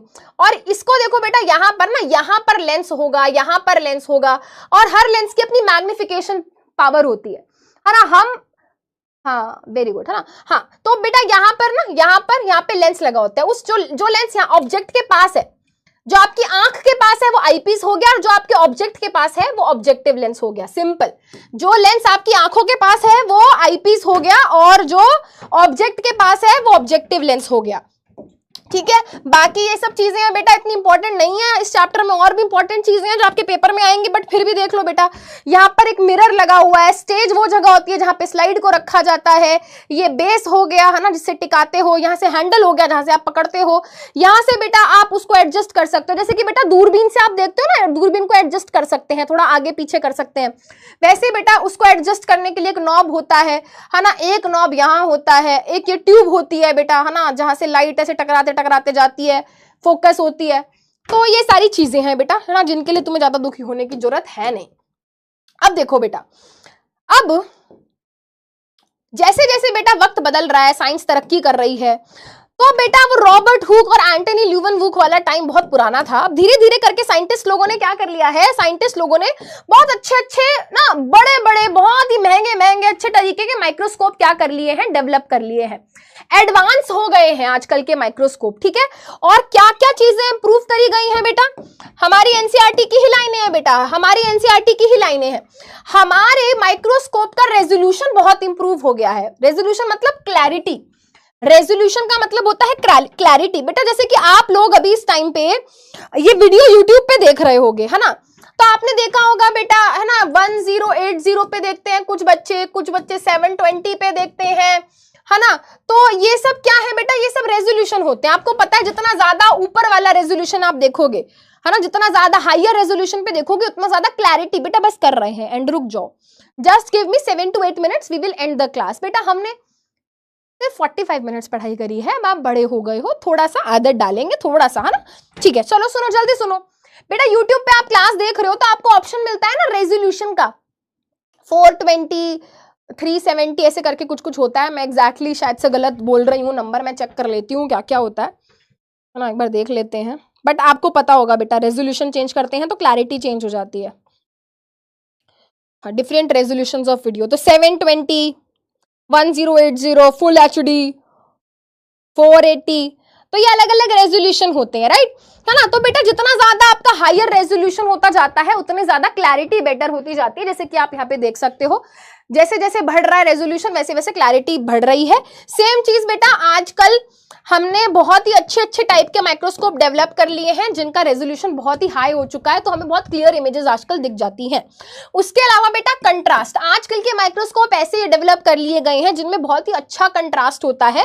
कंट्रास्ट मतलब ब्राइटनेस काफी ज्यादा है ना, और जब ब्राइटनेस होती है सब कुछ अच्छे से दिखता है। जैसे कि देखो बेटा, ये कंट्रास्ट आपको यहां से पता चलेगा। देखो बेटा, यहाँ पे ब्राइटनेस और इसकी ब्राइटनेस में फर्क है, और क्योंकि ब्राइटनेस में फर्क है फोटो में, ठीक है, तो क्लैरिटी में भी आपको क्या है बेटा, फर्क आएगा है ना। कंट्रास्ट भी आपको यहाँ पे हर कलर अलग अलग तरीके से दिख रहा होगा, ठीक है, आपको यहाँ पर हर कलर अलग तरीके से दिख रहा होगा। तो बेटा है ना, अब आपका माइक्रोस्कोप अगर ऐसी फोटो, ऑब्वियसली ये फोटो तो नहीं दिखाएगा, माइक्रोस्कोप छोटी छोटी फोटो दिखाता है। छोटी छोटी फोटो मतलब जैसे ये माइक्रोस्कोप से ली हुई है ना। तो देखो बेटा, ये इतनी क्लियर नहीं है बट ये ज्यादा क्लियर है ना, ये इतनी क्लियर नहीं है, ये ज्यादा क्लियर है ना। तो basically better resolution, better contrast वाले माइक्रोस्कोप आ गए हैं मार्केट में। उसके अलावा बेटा मैग्निफिकेशन है ना, किसी चीज को हम कितना बड़ा करके देख रहे हैं, किसी चीज को हम कितना बड़ा करके देख रहे हैं, वो उसकी मैग्निफिकेशन होती है। जैसे कि भाई 2x जूम कर लिया, 4x जूम कर लिया, 8x कर लिया, 10x कर लिया है ना। तो बेटा कोई आपको छोटी सी बर्ड दिख रही है ना, तो अभी इसको जूम नहीं किया है बट आप उसको बड़ा करते जा रहे हो, करते जा रहे हो, करते जा रहे हो, करते जा रहे हो, करते जा रहे हो, तो आप उसका और एनलार्ज, मैग्नीफाई मैग्नीफाई मैग्नीफाई करते हुए आप उसको देखते जा रहे हो। तो वैसे बेटा आजकल हमारे पास ऐसे ऐसे माइक्रोस्कोप्स हैं जो 400x तक किसी चीज को 400 गुना बड़ा करके दिखाते हैं। मान लो बेटा इतनी छोटी सी कोई चीज है, उसको 400x है ना, उसको 400x करके हमें क्या है बेटा वो दिखा सकते हैं। तो आजकल माइक्रोस्कोप्स में भाई काफी तरक्की हो गई है। ठीक है, अब मेरी बात सुनो ध्यान से, ठीक है, अब मेरी बात सुनो ध्यान से। आपकी एनसीईआरटी के अंदर एक एक्टिविटी दी हुई है माइक्रोस्कोप से रिलेटेड। देखो बेटा, I will make a separate video, ठीक है, आपको मैं बता देती हूँ है ना, मैं आपको बता देती हूँ, स्टार्टिंग में मैं लिख देती हूँ बेटा है ना, आपको सेपरेट वीडियोस मिलेंगी एक्टिविटीज की। ठीक है, मैं आपको एक चैप्टर खत्म होने के बाद रिकॉर्डेड लेक्चर प्रोवाइड करूंगी। उस रिकॉर्डेड लेक्चर में आपको ऑल एक्टिविटीज, उस पर्टिकुलर चैप्टर की सारी एक्टिविटीज मिल जाएंगी और एनसीईआरटी क्वेश्चंस डिस्कशन मिल जाएंगे। ठीक है, तो बेटा एक्टिविटीज के लिए there will be a separate video जिसमें सारी एक्टिविटीज एक साथ क्या हो जाएंगी, डिस्कस हो जाएंगी। ठीक है, सारी एक्टिविटीज एक साथ डिस्कस हो जाएंगी। ठीक है, और वो इतनी रेलिवेंट भी नहीं है ना, माइक्रोस्कोप वाली एक्टिविटी इतनी रेलिवेंट नहीं है। अनियन पील सेल, चीक सेल, ये वाली एक्टिविटीज इंपॉर्टेंट है जहां से आपके पेपर में क्वेश्चन आते हैं। ठीक है, हाँ अब बेटा अब सुन लो जरा, सुन लो जरा, है ना। यहाँ पे बेटा बिफोर आई मूव फॉरवर्ड, हमारी एनसीईआरटी के अंदर एक छोटा सा टॉपिक दिया हुआ है लिमिट ऑफ रेजोल्यूशन का। लिमिट ऑफ रेजोल्यूशन क्या होता है भाई, ये टर्म हमारी नई एनसीईआरटी के अंदर आपको दिख जाएगा। अगर आपके पास नई एनसीईआरटी है अच्छी बात है, नहीं है तो ncrt.nic.in पे यानी कि एनसीईआरटी की वेबसाइट पे जाके आप चेक करो बेटा, उसको डाउनलोड कर लो, पीडीएफ उसका अवेलेबल है। लिमिट ऑफ रेजोल्यूशन क्या होता है, ठीक है, लिमिट ऑफ रेजोल्यूशन क्या है, एक मिनिमम वैल्यू है, एक मिनिमम डिस्टेंस है दो पॉइंट्स के बीच में। अब ये क्या है, चलो सारे बच्चे जल्दी से एक एक्टिविटी करेंगे बेटा, हाथ मत जोड़ो, 1 घंटा तो पढ़ाई करोगे। जल्दी से सारे बच्चे बेटा क्या करेंगे, एक पेपर लेकर आएंगे फटाफट से। आपके सामने एक पेपर है ना, कोई भी पेपर ले लो बेटा, मैंने ये वाला एक पेपर ले लिया है। ठीक है, और आपको क्या करना है बेटा, जल्दी से आपको क्या करना है बेटा, आपको एक पेपर लेना है। ठीक है, उस पेपर के ऊपर आपको 2 डॉट्स बनाने हैं। ठीक है, आपको उस पेपर के ऊपर 2 डॉट्स बनाने हैं। जैसे कि मान लो वो एक डॉट ये हो गया और एक डॉट ये, बिल्कुल पास बनाना, बहुत ज्यादा दूर मत बनाना, बिल्कुल पास बनाना, बहुत ज्यादा दूर नहीं बनाने हैं, बिल्कुल पास 2 डॉट्स बनाने हैं। बना लिया, ठीक है, मैं भी बना लेती हूँ, है ना, मैं भी बना लेती हूँ। ये रे मेरा पेपर और ये रहा मेरा एक डॉट। ठीक है, और ये रहा मेरा दूसरा डॉट। देखो मैंने 2 डॉट्स बना लिए। ठीक है, देखो मैंने 2 डॉट्स बना लिए, 2 डॉट्स बना लिए मैंने। ठीक है, अब आपको क्या करना है बेटा, उसको दूर रखना है ना, अपने हाथ से इतना दूर कर लो, अपने हाथ से दूर कर लो, उसको कर लिया। अब आप उसको धीरे धीरे अपने पास लेकर आओ, धीरे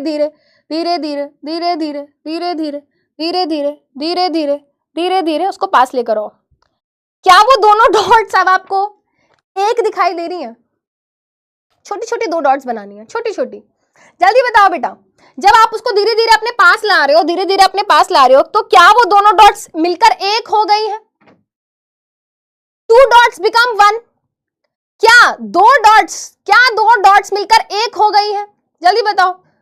बिल्कुल पास बनानी है बेटा, ज्यादा दूर नहीं बनानी है। जल्दी बताओ, यस और नो तो बताओ, यस और नो।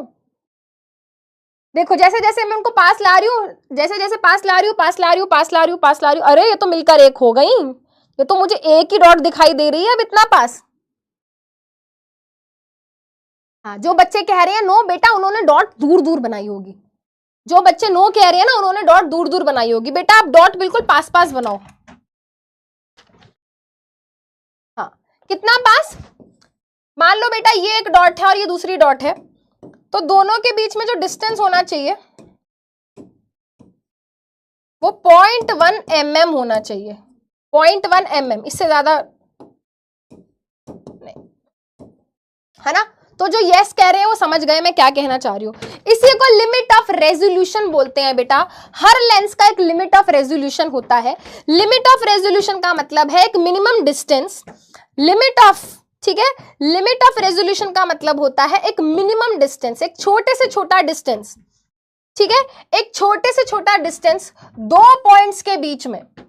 ठीक है, जब तक वो क्या है, एक दूसरे से सेपरेट दिख रहे हैं। ह्यूमन आई की मदद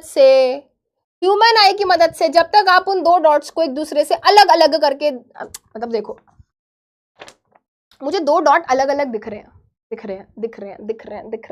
अरे अब नहीं दिख रहे, अब तो बहुत एक ही दिख रहा है। तो ये जो मिनिमम डिस्टेंस होगा ना बेटा इन 2 डॉट्स के बीच में, ठीक है, द मिनिमम डिस्टेंस, इन दोनों डॉट्स के बीच का जो मिनिमम डिस्टेंस होगा, उसी मिनिमम डिस्टेंस को हम क्या बोल रहे हैं बेटा, उसी मिनिमम डिस्टेंस को हम लिमिट ऑफ रेजोल्यूशन बोल रहे हैं। जैसे कि बेटा एक सिंपल सी चीज है, देखो एक सिंपल सी चीज है, मान लो बेटा ये मेरा क्या है, बस आखिरी स्लाइड है भाई, इसके बाद एक और, अगर ये डिस्टेंस क्या है बेटा, है ना, ये डिस्टेंस क्या है बेटा, 0.1 mm या उससे ज्यादा है, 0.1 mm या फिर उससे ज्यादा और मोर, तो हमको 2 दिखेंगी, ठीक है। बट अगर उससे कम है तो ये हमको 2 नहीं दिखेंगी, ठीक है। इतना इंपॉर्टेंट है नहीं, बस एनसीईआरटी ने डाला हुआ है। इसी को लिमिट ऑफ रेजोल्यूशन बोलते हैं, ठीक है। 2 डॉट्स के बीच में 0.1 mm का होना चाहिए। ह्यूमन आई का अलग है, हर लेंस का अलग अलग होता है, और ये हमारी माइक्रोस्कोप में काफी अच्छी रेजोल्यूशन के लिए इसी को इम्प्रूव किया जाता है। एनसीईआरटी के अंदर भाई एक बहुत ही सुंदर सी फोटो दी हुई है स्टोमेटा की, कि हमारी लीफ के सरफेस की अगर हम बात करें बेटा, हमारी लीफ की सरफेस होती है, हाँ है ना, लीफ होती है बेटा, leaf. Do you know what is leaf? Yes ma'am, we know what is leaf. तो आपको ये भी पता होगा, लीफ के सरफेस पे छोटे छोटे छोटे छोटे छोटे छोटे छोटे छोटे छोटे छोटे छेद होते हैं, पोर होते हैं, जिनको स्टोमेटा बोला जाता है। अब देखो बेटा, वो छोटे छोटे छेद माइक्रोस्कोप में कैसे दिखते हैं? ऐसे ऐसे ऐसे ऐसे छोटे छोटे छेद। ये देखो बेटा, ये क्या दिख रहा है? What is this? ये सेल है, ये सेल है, ये सेल है, ये सेल है, ये सेल है, और सेल के बीच बीच में देखो आपको छेद दिख रहे होंगे, जिनको स्टोमेटा कहा गया है। एनसीईआरटी के फोटो के नीचे लिखा हुआ है कोलोकेशिया। कौन सा केसिया? कोलोकेशिया। अब ये क्या होता है बेटा? अरवी को बोलते हैं इंग्लिश में, अरवी को बोलते हैं कोलोकेशिया। कोलोकेशिया मतलब अरवी। अरवी, अरबी जो खाते हो ना, अरवी, अरवी की सब्जी खाते हो, हाँ, उस पेड़ की, जिस पेड़ पे अरवी लगती है उसकी पत्ती को लिया, है ना, उसकी पत्ती को रखा, उसके पील को लिया, उसको रखा माइक्रोस्कोप में और उसके छेद देख रहे हैं, है ना। तो ये कहानी है, ठीक है। चलो अब बस सिंपल बात है जो तुम ऑलरेडी क्लास 8th में पढ़कर आए हो, जिसको हम कंटिन्यू करेंगे अब नेक्स्ट क्लास में, वो ये है कि भाई अगर हम सेल की बात करें, सेल को हमने बोल दिया cell is the basic unit of life, cell सबसे छोटी चीज है। तो माय डियर फ्रेंड्स, सेल से भी छोटी चीजें होती हैं, जैसे कि सेल के अंदर, है ना, जैसे कि बेटा सबसे पहले मैं आपको बताऊं, हर सेल के पास क्या होती है? अपनी एक बाउंड्री होती है। हर सेल के पास अपनी एक बाउंड्री होती है, जिसको बोला जाता है सेल मेम्ब्रेन। हर सेल के पास अपनी एक बाउंड्री होती है, जिसको बोला जाता है प्लाज्मा मेम्ब्रेन या फिर सेल मेम्ब्रेन। एक ही चीज है बेटा, एक ही चीज है, एक ही चीज के 2 नाम हैं। अब आप मुझे चाहे समृद्धि मैम बोलो, समृद्धि हिटलर दीदी बोलो, ठीक है, तो बेटा एक ही बात है। अब बेटा कुछ सेल्स होते हैं जिनके पास इस सेल मेम्ब्रेन के अलावा बाहर की तरफ, है ना, सेल मेम्ब्रेन के अलावा बाहर की तरफ एक और प्रोटेक्टिव कवरिंग, एक और लेयर होती है, जिसको बोला जाता है सेल वॉल, इसको बोला जाता है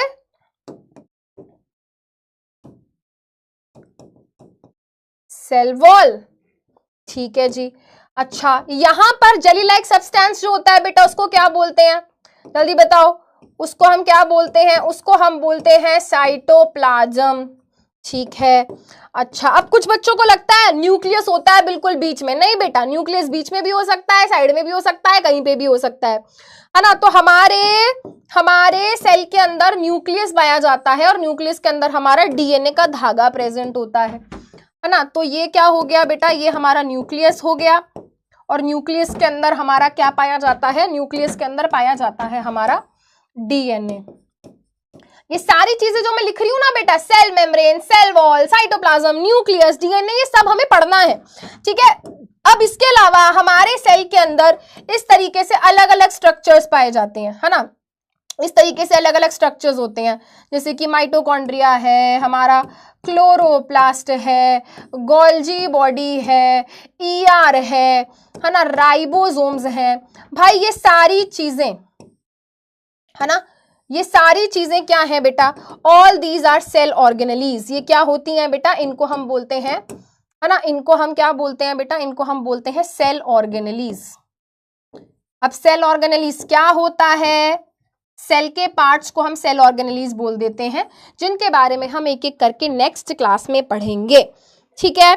अच्छा, अब एनसीईआरटी ने चैप्टर शुरू किया है एक छोटी सी बात से, पता नहीं वो क्या सोच रहे थे बट उन्होंने कहा कि देखो भाई, जो लाइफ की शुरुआत है वो पानी से हुई है, ठीक है। तो ऐसा कहा जाता है इस पृथ्वी पर जो लाइफ आई, कहा जाता है बेटा इस पृथ्वी पर जो लाइफ आई थी पहली बारी, है ना, आज से करोड़ों साल पहले बेटा, ऐसा कहा जाता है कि धीरे धीरे धीरे कुछ बैक्टीरिया बने थे, यूनिसेल्युलर ऑर्गेनिज्म बने थे, फिर धीरे धीरे धीरे है ना मल्टी सेल्युलर ऑर्गेनिज्म बने, छोटे छोटे ऑर्गेनिज्म बने, है ना, तो धीरे धीरे लाइफ आई।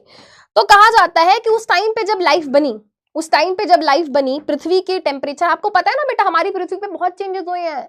एक आइस एज आई थी जब बहुत एक्सट्रीम ठंडा टेम्परेचर हो गया था, है ना। एक टाइम था डायनासोर का भी, कोई सोच सकता है आज कि डायनासोर होते रहे होंगे, बट होते तो थे, है ना। तो वैसे ही बेटा एक टाइम आया था पृथ्वी पर जो बहुत एक्सट्रीम ठंड पड़ गई थी, पूरा पृथ्वी क्या था बेटा, है ना, आइस एज में चला गया था। तो बेटा अब कहा जाता है ना, जैसे कि उन्होंने एग्जाम्पल दिया है कि हमारे लद्दाख में, है ना, सबको पता है ना लद्दाख कहाँ है, हाँ इंडिया में है लद्दाख। तो लद्दाख में एक जगह है पूगा वैली, ठीक है, हमारे लद्दाख में एक जगह है पूगा वैली। पूगा वैली में ना इस तरीके के हॉट स्प्रिंग पाए जाते हैं। हॉट स्प्रिंग क्या होते हैं बेटा, हॉट मतलब गर्म, ठीक है, स्प्रिंग मतलब छोटे छोटे, तालाब भी नहीं बोल सकते, बहुत छोटे छोटे से एरिया होते हैं जिनमें नेचुरली बहुत ज्यादा हाई बॉइलिंग वाटर पाया जाता है। यानी कि आप इस पानी में हाथ डालोगे तो भाई ये खौलता हुआ उबलता हुआ पानी मिलेगा आपको इनमें। इनको हॉट स्प्रिंग बोलते हैं। नेचुरली इनके अंदर बॉइलिंग वाटर पाया जाता है, इसका टेम्परेचर बहुत हाई होता है। और जब इसको देखा गया बेटा, है ना, जब हम साइंटिस्ट ने इनको क्या किया, जब साइंटिस्ट ने इनको स्टडी करा तो पता चला भाई इतने हाई टेम्परेचर में भी कुछ बैक्टीरिया हैं जो सर्वाइव कर पा रहे हैं, जो कि बहुत ही क्या था बेटा, बहुत ही सरप्राइजिंग था, क्योंकि किसी ने एक्सपेक्ट ही नहीं किया था कि यार इतने खौलते हुए पानी के अंदर लाइफ पाई जा सकती है, जो कि सरप्राइजिंग है बेटा। आप अपनी एक उंगली डाल दो बॉइलिंग वाटर में तो आप 1-2 सेकंड में आपका हाथ जल जाएगा। और आप ये सोचो कुछ ऑर्गेनिज्म है, कुछ बैक्टीरिया है जो इतने हाई टेम्परेचर के अंदर पाए जा रहे हैं, राइट। तो ऐसे बैक्टीरिया बेटा जो बहुत ही ज्यादा एक्सट्रीम हाई टेम्परेचर के अंदर भी सर्वाइव कर सकते हैं, उनको हम बोलते हैं थर्मोफाइल्स, ठीक है।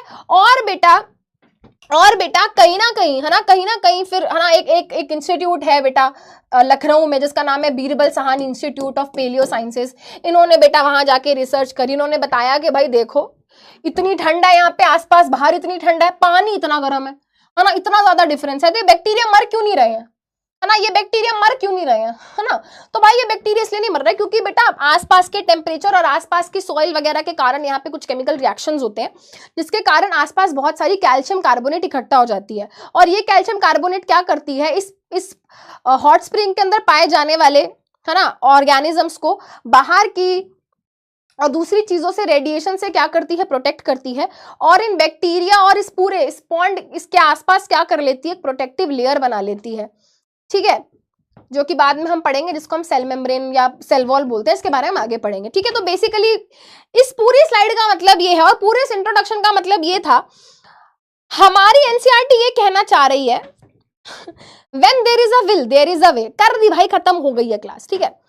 ये स्टार्टिंग में जब आप इस चैप्टर को पढ़ना स्टार्ट करोगे ना एनसीईआरटी में, ये पहला पैराग्राफ है बेटा, ये जो मैंने आखिरी में पढ़ाया। अरे मैम ये कैसे हो, आप आखिरी में पढ़ा रहे हो, पहली लाइन आखिरी में पढ़ा रहे हो, क्योंकि कोई सेंस नहीं था इस चीज को पहले पढ़ाने का। लाइफ के बारे में उन्होंने बताया कि भाई देखो धीरे धीरे लाइफ बनी है, और लाइफ और लिविंग ऑर्गेनिज्म ऐसा नहीं है कि चुटकी बजाई और ऑर्गेनिज्म टपक गए, ऐसा नहीं है। धीरे धीरे ऑर्गेनिजम्स डेवलप होते गए, एनवायरमेंट की चीजें बदलती गई, है ना, एनवायरमेंटल कंडीशंस बदलती गई, धीरे धीरे सेल्स के अंदर चेंजेस आते गए, और धीरे धीरे क्या हुआ है, चेंजेस आए और लाइफ बनी। और वैसे उन्होंने एक एग्जांपल दिया कि आसपास की चीजें भी कंट्रीब्यूट करती हैं लिविंग ऑर्गेनिजम्स को और सेल्स के अंदर चेंजेस को, उन्होंने ये बताने की कोशिश यहाँ पर करी है। तो गाइस इसी के साथ हम खत्म करते हैं अपनी आज की क्लास, ठीक है।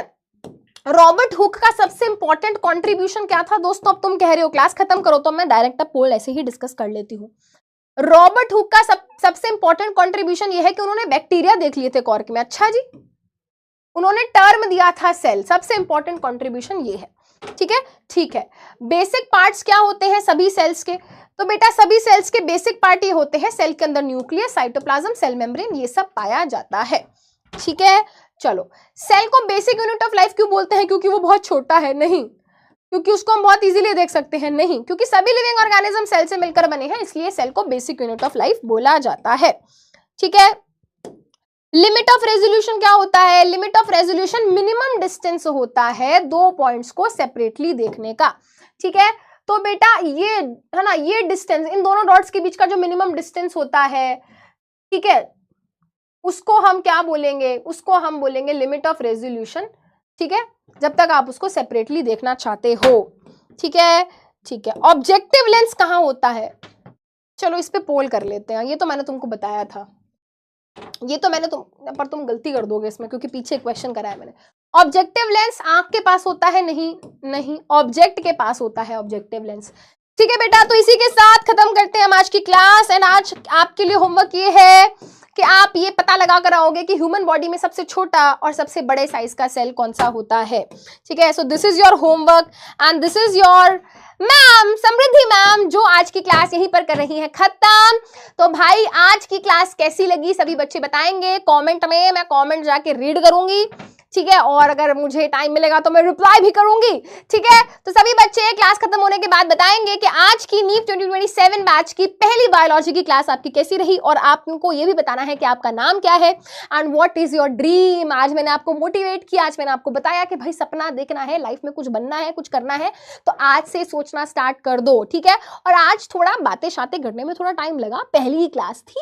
ठीक है, बट धीरे धीरे हमारा टेम्परामेंट बनेगा, हमारी स्पीड बनेगी, तो बिल्कुल टेंशन नहीं लेने का दोस्तों। ठीक है, बिल्कुल टेंशन नहीं लेने का। समृद्धि मैम है, समृद्धि मैम आपकी बायोलॉजी साइंस से संभाल लूंगी वैसे तो। ठीक है, बट टेंशन नहीं, अभी के लिए फिलहाल आपकी बायोलॉजी इंप्रूव कराने की, आपकी बायोलॉजी में इंटरेस्ट डेवलप कराने की, और आपकी बायोलॉजी में 100% marks, full out of full marks दिलाने की रिस्पॉन्सिबिलिटी मेरी है। आपकी रिस्पॉन्सिबिलिटी सिर्फ ये है कि जो भी मैं आपको क्लास में पढ़ा रही हूँ वो आपको ध्यान से पढ़ना है, एनसीईआरटी रीड करनी है और क्वेश्चंस करने हैं। सब हो जाएगा, टेंशन नहीं लेने का। With very big smile on face बेटा, I am ending today's class. ठीक है, और आज की डेट क्या है याद कर लेते हैं दोस्तों। क्या डेट है आज? 30th अप्रैल है। ठीक है, 30th April. Signing off from today's class. याद रखेंगे, this is the first class of biology. So that's all for today's class. Thank you so much. अब मिलते हैं बेटा हम नेक्स्ट क्लास में, तब तक अपना ख्याल रखिए। Take care, bye bye.